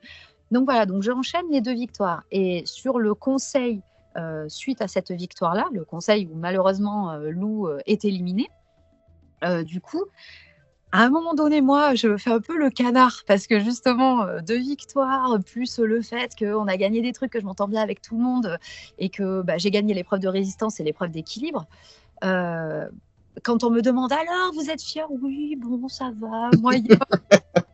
À ramener quand même devant Patrick parce que du coup, je le connais, je sais que et en fait, bizarrement, je pense qu'il n'avait pas percuté trop jusqu'à maintenant et là, à un moment donné, Denis, du coup, regarde Patrick et lui dit: «Mais Patrick», il lui dit, «vous qui êtes stratège, Raphaël, du coup, qui s'entend bien avec tout le monde, qui a gagné l'épreuve d'équilibre, qui a gagné l'épreuve de résistance, vous vous dites pas que si elle arrive sur les poteaux, elle a 100 de chances de gagner et que du coup les autres vont voter contre elle, pour elle, vous dites pas que justement c'est, l'ennemi à abattre?» En gros, je sais plus comment il lui formule et là, en fait, je vois Patrick qui regarde Denis, qui me regarde, qui regarde Denis, qui fait: «Ah ouais?» Et là, c'est mort. Si je ne gagne pas la prochaine, c'est mort, quoi. Et du coup, voilà et après, on sait comment les choses se passent. Il y a l'épreuve de l'échelle où Kader fait une très belle performance, pour le et Christina a la bonne technique, du coup de bien mettre les mains, tout ça, chose que moi, c'est vrai, j'avais pas forcément étudié et j'ai pas eu ce réflexe-là, donc je finis 3e sur l'épreuve et du coup, bah, écoute, voilà, je sors. Mais le fait de comprendre que j'allais sortir, parce que je l'ai compris sur le chemin pour aller au conseil, parce qu'ils ont réussi à bien noyer le truc, ça m'a permis aussi de dire ce que j'avais à dire sur ce conseil-là et pas de me taire comme d'habitude, voilà et de voter contre Patrick aussi. C'était juste pour parce que d'avoir une voix contre lui, je crois que ça a été la seule voix d'ailleurs, qu'il a eue, sur les conseils. C'était: «Bah, écoute, regarde, à un moment donné, tu vas avoir ta voix sur un bout de papier et tu vas voir ce que ça fait de trembler, 2 secondes, en se disant: "Merde, est-ce que c'est moi qui sors ou pas?"» Donc oui, ça m'a permis d'expliquer un petit peu mon point de vue, de manière, plus légère, on va dire, sans craindre ce qui allait se passer parce que je savais que j'allais sortir. Oui, c'est vrai parce que enfin, dans le conseil, c'est assez enfin, marrant. C'est pas drôle, mais tu te fais éliminer et tu votes Patrick. Donc, nous, en tant que spectateurs, on se dit, bon, elle a compris qu'elle allait sortir. Oui. Ouais, Mais on a Rodolphe et Fabienne qui sont vraiment la mâchoire sur le sol en mode, mais c'est une blague. et en fait, ouais, ouais, ils comprennent pas. Ils comprennent pas ce qui vient de se passer, de la même manière qu'ils n'ont pas compris pour Lou. Et en plus, Fabienne, juste avant de partir, elle m'avait dit t'inquiète pas, parce que moi, ma crainte, c'était que Lou puisse penser que sur le conseil précédent, je savais qu'il allait sortir et que j'avais cautionné ça. Alors que je ne savais pas du tout, ils me l'ont caché jusqu'au dernier moment parce qu'ils avaient peur que je me retourne contre eux si jamais, du coup, je savais qu'ils Lou. Et donc, du coup, j'avais dit à Fabienne, si tu vois Lou, vraiment, tu lui dis que j'y suis pour rien, que je ne savais pas. Et donc, elle avait cette mission-là. Au final, non, elle est restée, quoi. Et grand bien lui, elle est arrivée dans le carré final. Mais oui, en plus, parce que toi, c'est vrai, on n'en a pas parlé, mais au conseil de Louis-Laurent, toi, tu votes Rodolphe. Oui. Et c'est vrai que moi, à l'époque, je m'étais dit, bon, elle vote Rodolphe parce qu'elle veut vraiment, elle sait que Louis-Laurent va sortir, mais elle veut pas voter contre Louis-Laurent pour l'achever. Déjà, il y a ça. Je pense que s'il me l'avait dit, je n'aurais pas voté de toute façon pour Lou. Mais là, je ne savais pas. Et eux, ils m'avaient dit stratégiquement, on vote Rodolphe. Alors, ça m'embêtait énormément. Mais bon, après, voilà, Oui. c'était une stratégie de groupe. Donc, voilà. Et surtout qu'en plus, on n'en a même pas parlé, mais Louis-Laurent a eu un petit sursis parce qu'il y a Pascal qui est sorti avant. Ouais. Et Louis-Laurent n'avait pas du tout l'immunité. Donc, c'est vrai qu'à ce moment-là, quand Pascal sort, même nous, en tant que spectateurs, c'est surprenant que ce soit Pascal qui soit visé, qui est pas mauvais dans les épreuves, mais qui n'est pas une machine, et que ce soit Louis-Laurent qui ne soit pas sacrifié. Parce qu'ils avaient besoin de ma voix. Et ils savaient que moi, j'étais contre le fait d'éliminer Louis-Laurent. Donc, du coup, par rapport à ça, ils ont éliminé Pascal parce que Pascal, c'était infusible à faire sauter pour eux. Ils avaient dans la ligne de mire Louis-Laurent, mais ils attendaient d'avoir le bon moment. Et là, en fait, quand ils l'ont éliminé, ils savaient qu'en gros, ma voix était plus forcément nécessaire. Et en l'éliminant lui, du coup, ils éliminaient une personne de l'autre côté. Donc après, même si je me ralliais avec les jaunes parce que je me sentais trahie ou quoi que ce soit, du coup, ils auraient gardé la majorité. Donc bon, c'est stratégique et c'est bien joué de leur part, mais c'est vrai que ça a surpris tout le monde. Ouais. Est-ce que tu n'as pas été un peu vexé par Christina? Parce que c'était ta copine, et elle, comme tu dis, elle a bien fait, elle a remporté la saison. Oui. Mais est-ce que sur le coup, voilà, tu t'es pas dit, oh, putain, même elle vote pour moi, contre moi, quoi. Ouais, alors après, pour être franche, c'est pas le groupe ne me l'a pas dit. Le groupe m'a fait croire que du coup, c'était Rodolphe qui sortait. Et c'est Christina qui a eu l'honnêteté de me le dire vite fait en me disant je suis désolée, c'est toi qui sors. Mais entre deux, en chuchotant. Donc j'ai compris avant de s'installer au conseil que c'était moi. Donc je la remercie déjà de me l'avoir dit. Donc voilà. Et encore une fois, j'ai été peinée de voir que la fin justifie les moyens.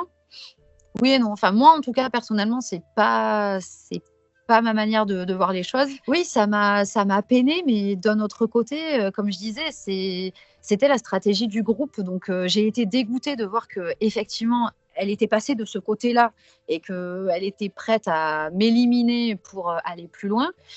Mais après, voilà, c'est le jeu, quoi. C'est comme ça. Bon, mais du coup, tu sors. Comment tu as vécu à la résidence du jury? Parce que tu n'étais qu'avec des gens cool. Tu étais avec Louis-Laurent, Freddy et compagnie. Comment tu as vécu ce moment-là? Et comment aussi tu as vécu l'arrivée de Rodolphe et surtout de Kader, qui était assez surprenante quand même à la fin que Fabienne soit dans le carré? Ouais, alors la résidence du coup du jury final, génial. Enfin, je me suis retrouvée qu'avec des gens que j'appréciais, donc ça déjà c'est super. Je me suis retrouvée avec un Freddy que j'ai appris à mieux connaître aussi. Je me suis retrouvée avec un Pascal que j'ai appris à mieux connaître. J'ai retrouvé Louis-Laurent également. Rodolphe nous a ensuite rejoints, donc on était un petit peu dégoûtés, mais c'était dans la logique des sorties. Et après Rodolphe, on s'attendait à voir arriver Fabienne, dans la logique aussi. Et là, on va arriver Kader. Donc en fait, ça a été un plaisir le pauvre, mais du coup, on s'est dit génial parce que Fabienne, qui pour nous était la plus méritante, parce que franchement, elle n'a pas eu un parcours facile, elle était dans le carré final, quoi. Donc après, chacun était maître de son destin, donc elle pouvait arriver jusqu'au bout. Donc voilà, Kader qui arrive, on a dit tant mieux, il y a quand même une justice. Donc voilà, ça a été. Moi, j'ai passé un très bon moment à la maison des candidats. Ouais.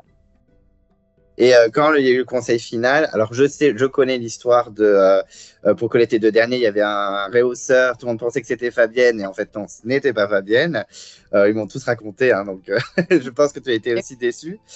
Est-ce que tu étais quand même contente que Christina soit dans les deux derniers? Est-ce que tu n'avais pas peur que ce soit Isabelle Patrick? Voilà, comment tu as vécu ce conseil? Ouais, le pire des scénarios pour moi, ça aurait été Isabelle Patrick, parce que c'était vraiment le binôme qui m'avait alors attention, c'est un grand mot, harcelé depuis le début et qui m'avait un peu bousillé mon aventure moralement. Donc c'était un peu dommage. Après, ils étaient méritants aussi vu qu'ils sont arrivés au bout. On peut pas dire que ceux qui arrivent au bout sont pas méritants. C'est pas possible. Voilà, il faut appeler un chat, mais du coup, déçue que ce soit pas Fabienne, mais soulagée quand même que ce soit Christina. Donc même si elle avait voté contre moi, c'était voilà, elle était quand même ultra méritante sur tout son parcours. Elle n'a pas eu un parcours facile, elle est sortie, rentrée. Enfin voilà, il a fallu qu'elle arrive à tirer son épingle du jeu. Donc non, vraiment, oui, on va dire une victoire méritée. Voilà.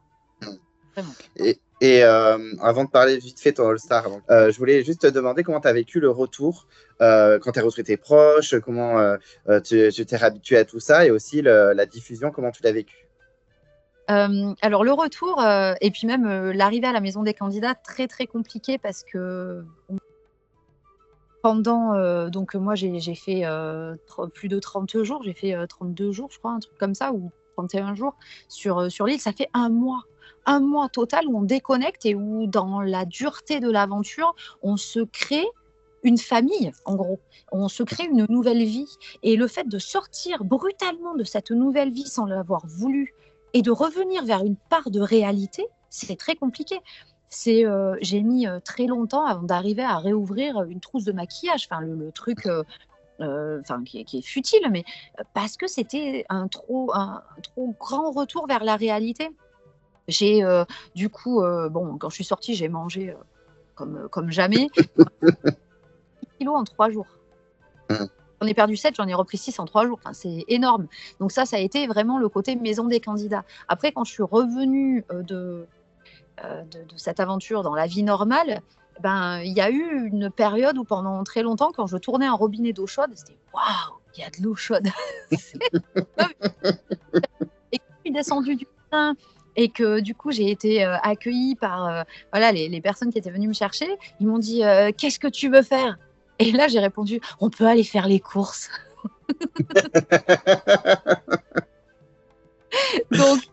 Donc du coup, voilà, ça a été un peu. Donc on est allé faire les courses en fait. C'était hallucinant de voir autant de nourriture, autant de choses. Donc ouais, c'était beau quoi.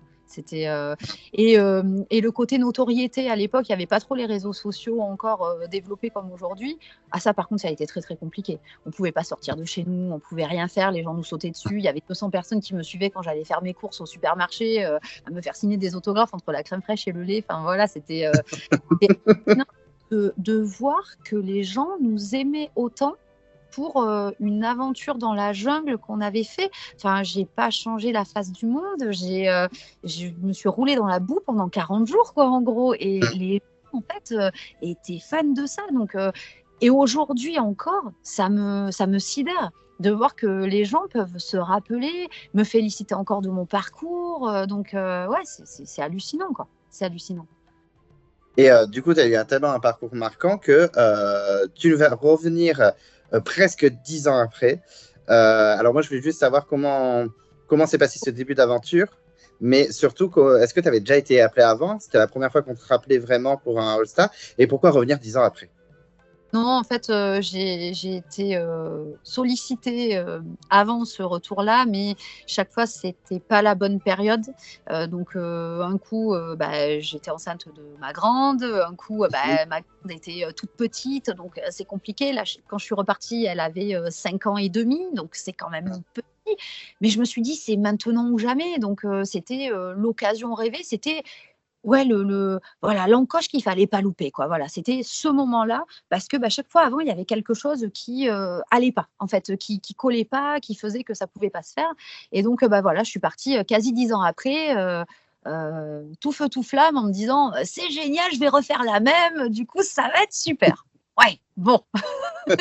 Ah, mais tu as eu un parcours super atypique, hein, franchement, Ouais. c'était assez beau. Ah, Quand ouais, mais mes deux aventures ont été totalement différentes et si je devais changer quelque chose, je ne changerais rien parce que les deux ont été fabuleuses et m'ont appris énormément de choses. La première a duré dans le temps, j'ai vécu un vrai koh et la deuxième, en fait, je suis partie pas pour faire un revivre, j'avais peur de revivre quelque chose que je connaissais déjà et en fait, la deuxième aventure m'a permis de me mesurer à moi-même vraiment dans la survie. Et ça, c'est quelque chose que peu d'aventuriers ont la chance de connaître. Et je fais partie de ces aventuriers-là. Donc vraiment, c'est l'aventure d'une vie, quoi. Et quand tu es arrivé sur place, il y avait sûrement beaucoup de têtes que tu connaissais. Est-ce que tu étais contente du casting? Est-ce que tu étais contente des gens qui étaient autour de toi? J'étais ravie du casting. Il y en avait que je connaissais peu, il y en avait que je connaissais beaucoup, il y en avait qui étaient tout récents au niveau des aventures de koh. Il y avait des gens que je connaissais un petit peu plus, avec qui j'avais été plus en relation, notamment Ravière, Cédric, Nathalie. Enfin voilà, c'était des gens que je portais, que je voyais en tant que super aventurier. Candice, Jérémy, enfin voilà, c'était waouh, quoi. Enfin de vrais aventuriers. Et donc oui, super contente des gens qui étaient là. Julie aussi, que je connaissais, mais voilà, vraiment ravie de ces gens-là, quoi. Ravie du casting. Ah, parce qu'en plus, c'est une particularité, le casting, c'est que aucun d'entre vous n'avait fait un retour ou n'avait gagné. Sauf une personne, Clémence, et qui a remporté l'aventure. Donc, c'est assez rigolo de le noter. Mais du coup, donc, tu te retrouves chez les Jaunes. Est-ce que tu étais content de ton équipe ou est-ce que tu t'es dit, bon, ça va être compliqué pour moi? D'entrée, quand on voit l'équipe, on se dit c'est compliqué parce que l'équipe n'a pas été formée par nous-mêmes. On tire nos foulards. D'ailleurs, regarde, on tire nos foulards de nos carcans. Ah, trop stylé, trop bien. Et le foulard de l'aventure. Attention, ça rigole pas. Ah, c'est collector. Hein. Là, c'est collector. Ouais. Donc, du coup, on découvre nos couleurs et là, on s'aperçoit qu'il y a 2 équipes. Sauf qu'on est 9 et 9, donc forcément, on ne peut pas faire parité. Et 9 garçons, 9 filles, tu te dis, à un moment donné, il n'y a pas le compte, quoi. Tu vois, tu te retrouves, même si on était des warriors, tous autant qu'on est, tu te retrouves dans une équipe, déjà, où il y a un garçon de moins. On est 5 filles. Donc, dans la logique, tu sais très bien que les votes ne vont pas être orientés vers des garçons. C'est normal. Va plutôt essayer de rééquilibrer les choses. Donc, de base, tu te dis aïe, aïe, aïe. Bon, on se retrouve avec Dylan, qui était réputé pour avoir de beaux mocassins dans la jungle. Donc, je ne savais pas trop quoi en penser non plus. Cédric, qui avait brillé sur sa saison, donc ça, ok. Candice et Clémentine, waouh, quoi. Enfin, des aventurières de dingue. Pareil pour Chantal. Julie, un peu très joyeuse, mais en fait, un mental d'acier. Donc, une super aventurière aussi. Ouais, pourquoi pas. Je me dis, il y a peut-être moins de muscles de notre côté que de l'autre côté, mais ça peut le faire, en fait.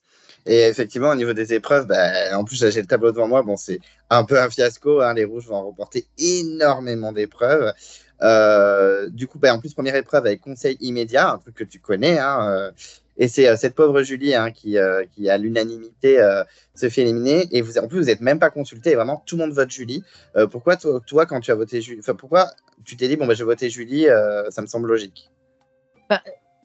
Pour moi, ça me semblait logique parce que à ce moment-là, je me dis aussi que l'histoire risque de se répéter et qu'il risque de voter contre moi, malgré le fait que j'ai fait un parcours de dingue 9 ans avant. Mais j'ai un peu peur de ça aussi. Donc, je me dis potentiellement quelle est l'autre personne pour qui ils peuvent peut-être voter. Et là, je me dis peut-être Julie, parce qu'elle a un peu le même profil que moi, quoi. En gros, voilà, elle a le mental, elle a tout ce que tu veux, mais au final, elle n'est pas toute jeune. Tout est relatif, mais elle fait pas partie des aventurières toutes jeunes. En femme, on a Chantal, qui, elle, est l'aventurière du siècle, quoi, aussi pareil. Et Candice et Clémentine, qui sont des sportifs de très haut niveau.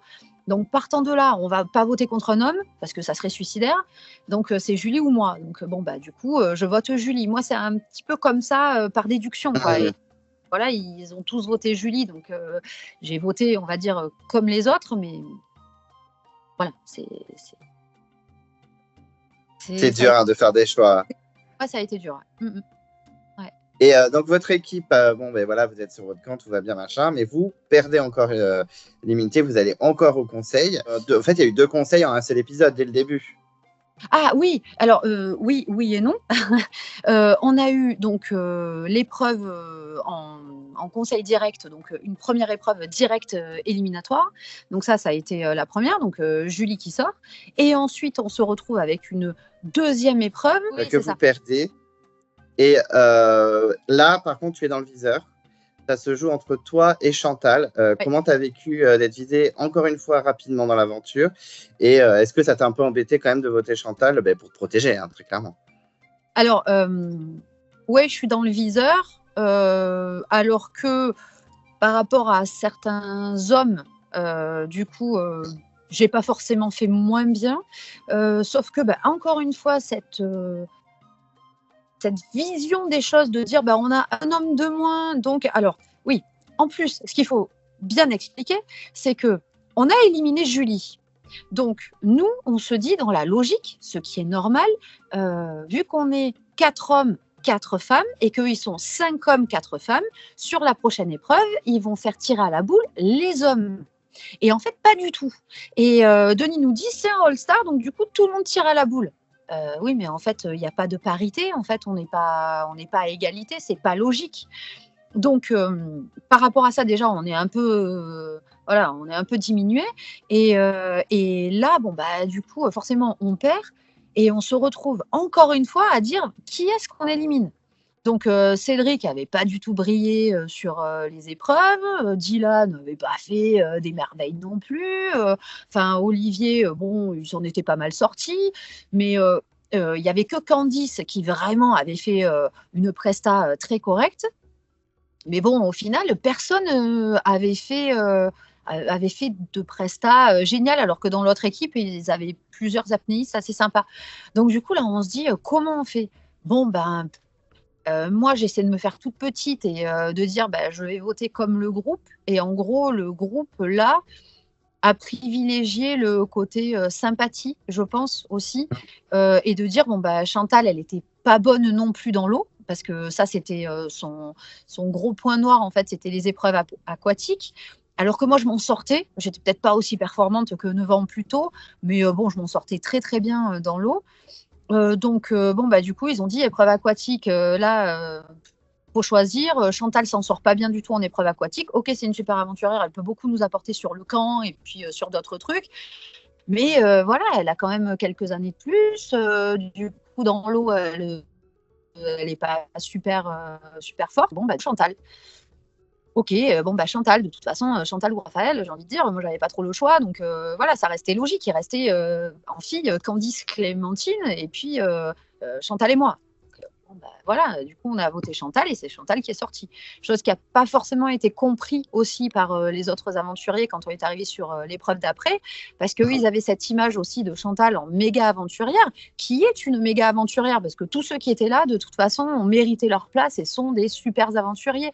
Mais c'est vrai que dans l'eau, elle n'était pas super forte et c'est surtout que stratégiquement, on s'est dit on est au Fidji. Au Fidji, il y a 80% d'épreuves aquatiques. On va avoir beaucoup d'épreuves aquatiques. Donc forcément, même si elle est très bonne sur Terre, on risque d'être pénalisé du coup si on a d'autres épreuves aquatiques derrière. Donc c'est pour ça que ça a fait un petit peu la différence, quoi. Voilà. Bon, en tout cas, tu continues l'aventure et Chantal s'en va. Euh, oui.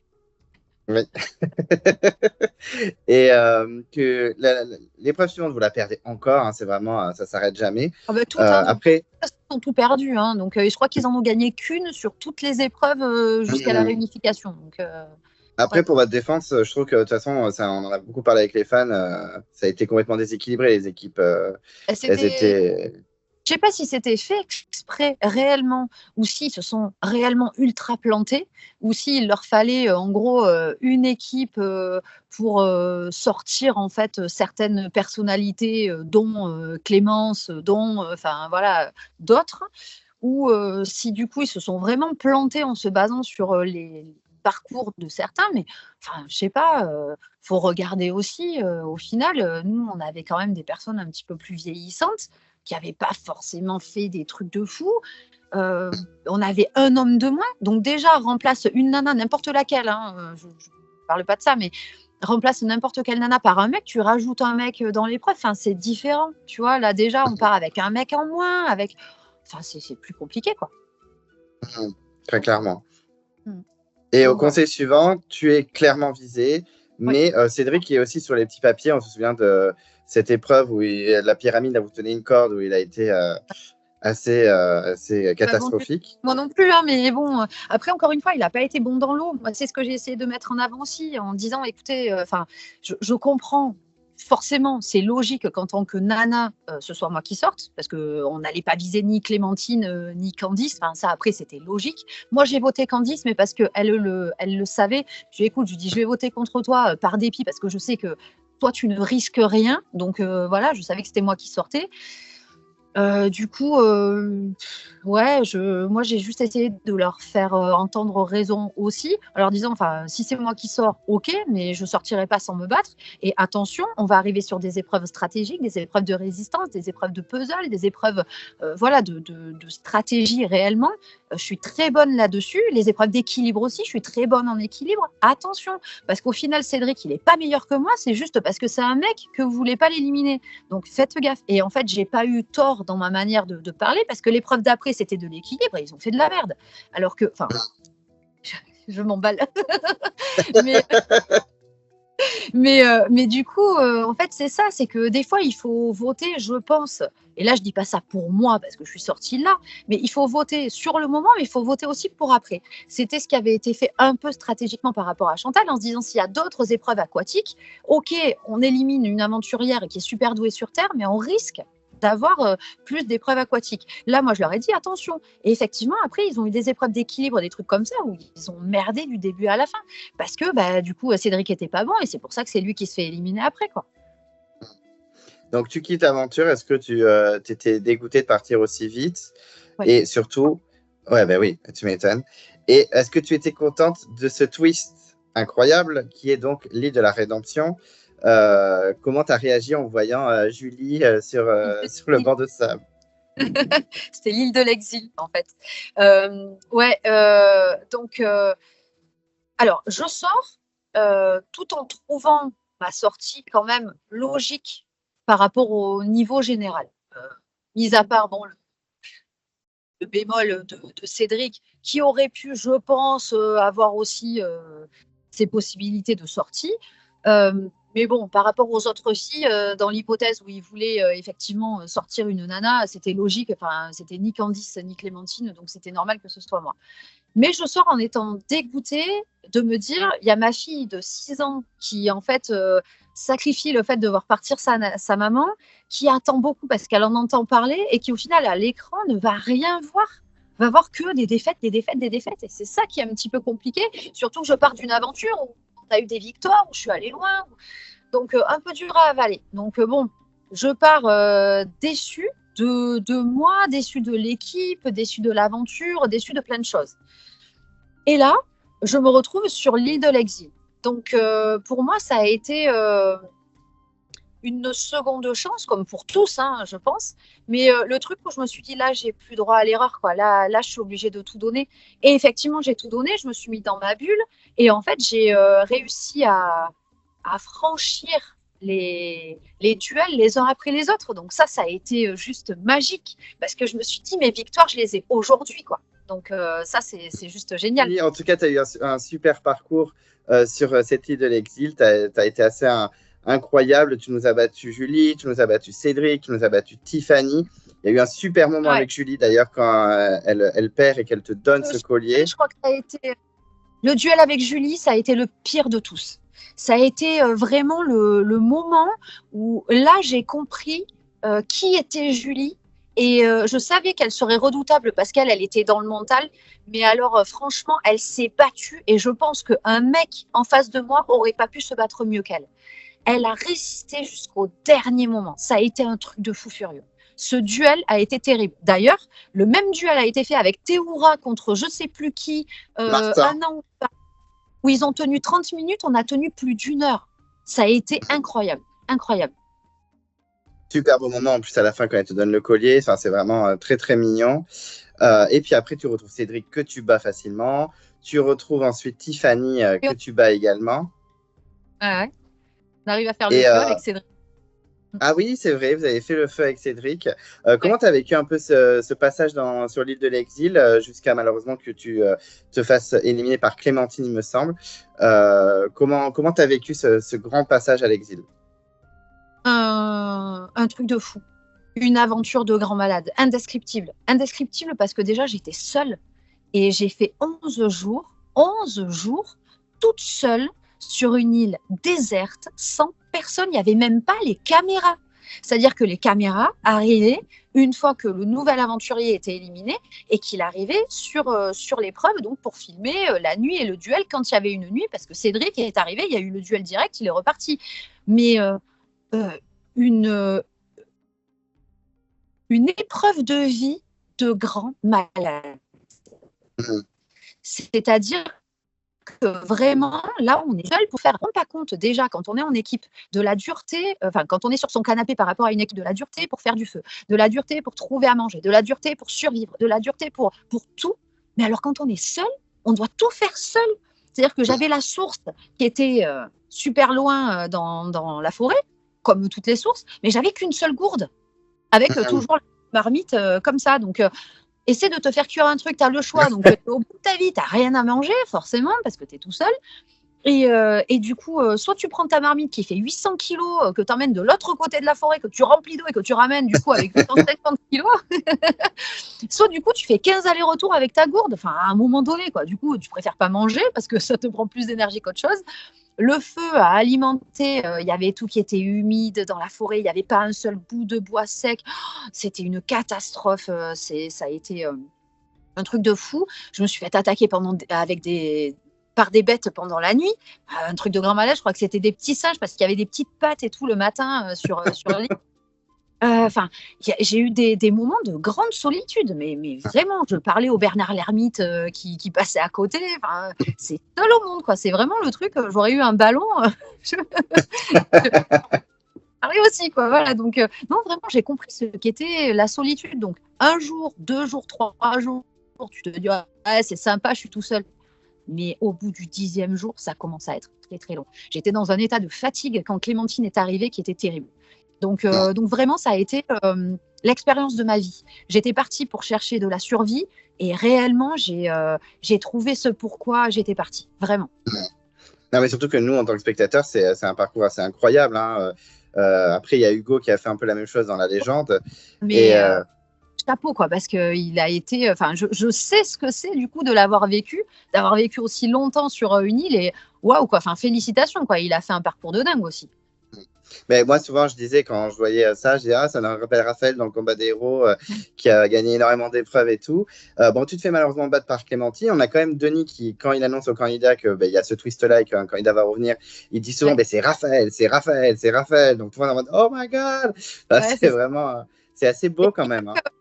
Franchement, c'est même pas pour revenir dans l'aventure. Je pense que c'est juste pour voir la tronche des aventuriers si ça avait été moi qui était revenue. Genre la nana qui a été éliminée il y a 10 jours, qui réintègre en fait quasiment 2 semaines après. Enfin, je pense qu'ils auraient halluciné. Ils m'auraient vu arriver, ils auraient dit mais elle sort d'où? Et pourtant, en fait, c'est le seul truc qui me fait râler, c'est de ne pas voir leur tête complètement stupéfaite en fait de me voir appliquer. Parce que, oui, ils étaient surpris, hein, parce que dès qu'il y avait un Denis qui avait dit ça, les gens ont commencé à dire Chantal, Clémentine, nanana, mais que tu aies eu un parcours comme ça, ouais, ils s'y attendaient pas, donc c'était assez marrant à voir quand même, hein, la réaction. Ouais. Et donc, malheureusement, tu quittes l'aventure. Comment tu as vécu ton retour chez toi et surtout la diffusion, parce que là, les réseaux sociaux étaient bien présents par rapport à 2009. Et surtout, est-ce que j'ai entendu dire, hein, je n'avais pas vu à l'époque, on en a parlé, que c'est vrai que tu avais été un peu clashé sur Twitter quand tu avais malheureusement éliminé Tiffany, qui était la star de koh à ce moment-là. Est-ce que tu n'en as pas trop souffert? Franchement, alors non. C'est vrai que moi, je me suis battue à la loyale hein, contre Tiffany. Quoi, elle est sortie, elle est sortie. Tiffany, c'était effectivement une nana qui était adorée. Donc, bah voilà, forcément, c'est les réseaux, hein, on sait ce que c'est, il faut en prendre un peu, on les sait beaucoup. Donc, effectivement, les gens ont été plutôt déçus en disant que je le méritais moins qu'elle. Mais bon, voilà, après, c'était un jeu, c'était un jeu. On aurait eu un autre jeu, elle aurait peut-être gagné. Là, sur celui-là, j'ai eu de la chance. c'est moi qui suis passée. Mais en fait, les réseaux plutôt donné du fil à retordre par rapport à Clémentine et le fait que je lui ai donné mon collier.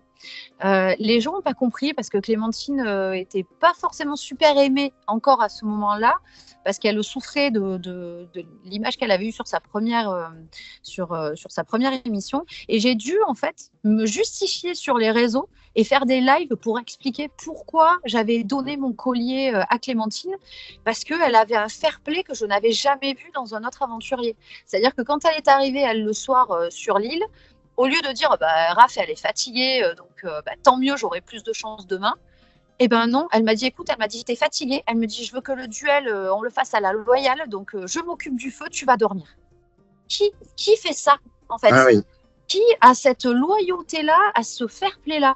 Donc c'était logique pour moi que le lendemain, si elle gagnait à la loyale, en plus en m'ayant laissé dormir alors que j'étais vraiment au bout de ma vie, que je lui laisse mon collier. Donc c'est plus là-dessus que j'ai dû me justifier, me défendre un peu par rapport à Tiffany, mais de toute façon, on sait qu'il y a des gens qui sont contents, d'autres moins.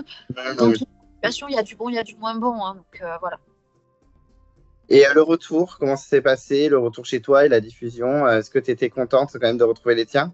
Je suis rentrée du coup plus tôt que prévu, donc tout le monde a compris que, enfin tout le monde, tous ceux qui étaient au courant ont compris que du coup ça s'était pas aussi bien passé que la première fois.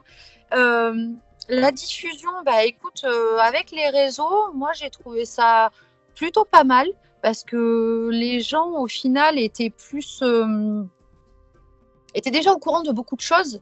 Dans la vie de tous les jours, en fait, c'était moins intrusif que sur mon premier, parce que du coup, par les réseaux, les gens pouvaient déjà nous poser des questions et puis avoir les renseignements qu'ils avaient envie d'avoir, donc les réponses aussi.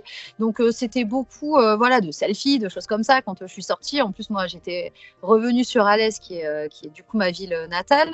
Donc oui, je pense que franchement, ça a été plutôt très bon enfant. Et encore une fois, j'ai eu une image, je pense, qui me correspond. Donc tout s'est super bien passé à mon retour. Et tu as encore des contacts avec des candidats de tes 2 saisons? De ma première saison, oui. Beaucoup d'ailleurs. On se revoit chaque année au week-end des copains avec du coup Fabienne, Claire, du coup Isabelle et bien d'autres. Et par contre, par rapport au retour, je revois sur les week-ends aussi Nathalie, du coup Candice et Jérémy également, Julie aussi. Et après, les autres un peu moins parce que c'est des candidats qui viennent pas forcément sur les week-ends. Donc voilà, mais dans l'ensemble, c'est vrai que Koh-Lanta est vraiment une grande famille. Donc forcément, on peut pas aimer tout le monde, on peut pas être super pote avec tout le monde. Il y a des caractères avec qui on a plus d'affinité que d'autres. Mais vraiment, ça reste une belle famille, vraiment. Et tu serais prête à revenir dans un All-Star une prochaine fois ou c'est terminé? Ça, c'est la question qui tue. J'ai envie de te dire que moralement, oui. Parce que oui, on a tout le temps envie de retenter, de partir à l'aventure, de faire plein d'autres choses. Physiquement, ça serait peut-être un peu dommage parce que effectivement, là, j'ai dépassé la quarantaine. On voit comment ça se passe. Les gens qui dépassent 40 ans, forcément, ils sont considérés comme vieux par les petits jeunes de 20-22. Et forcément, c'est les premiers à sauter. Si c'est, on va dire, repréparer ça psychologiquement pour de nouveau être sur la sellette alors qu'on n'attend même pas de voir ce que tu as fait. J'avoue que j'ai pas eu de proposition par rapport à ça. Mais si j'en avais une, je dirais pas oui ou non facilement. J'aurais quand même un gros dilemme à régler et pourquoi pas. Mais il faut voir dans quelles conditions. Ok. Bon, allez, je vais te laisser parce que là, c'est la tempête. Merci en tout cas, Raphaël, d'avoir pris du temps pour moi, pour les abonnés. Ça fait vraiment plaisir d'avoir eu de tes nouvelles. Merci 1000 fois, vraiment, c'est adorable. Écoute, vraiment, merci à toi en tout cas. Et puis, merci d'avoir été aussi patient pour faire cette interview. Et vraiment, merci beaucoup. Je suis désolée, tu as je ne sais pas combien d'heures à revoir et à compenser. Mais du coup, je suis vraiment super bavarde. Et encore, je n'ai pas tout dit. Bon, en tout cas, merci. En plus, tu fais partie de mes candidates préférées. Donc, je suis vraiment ravie de t'avoir eu. Et puis, je te dis à très, très vite. Et puis, merci pour tout. Merci, à bientôt. Au À revoir. très vite, Raphaël. Merci pour tout.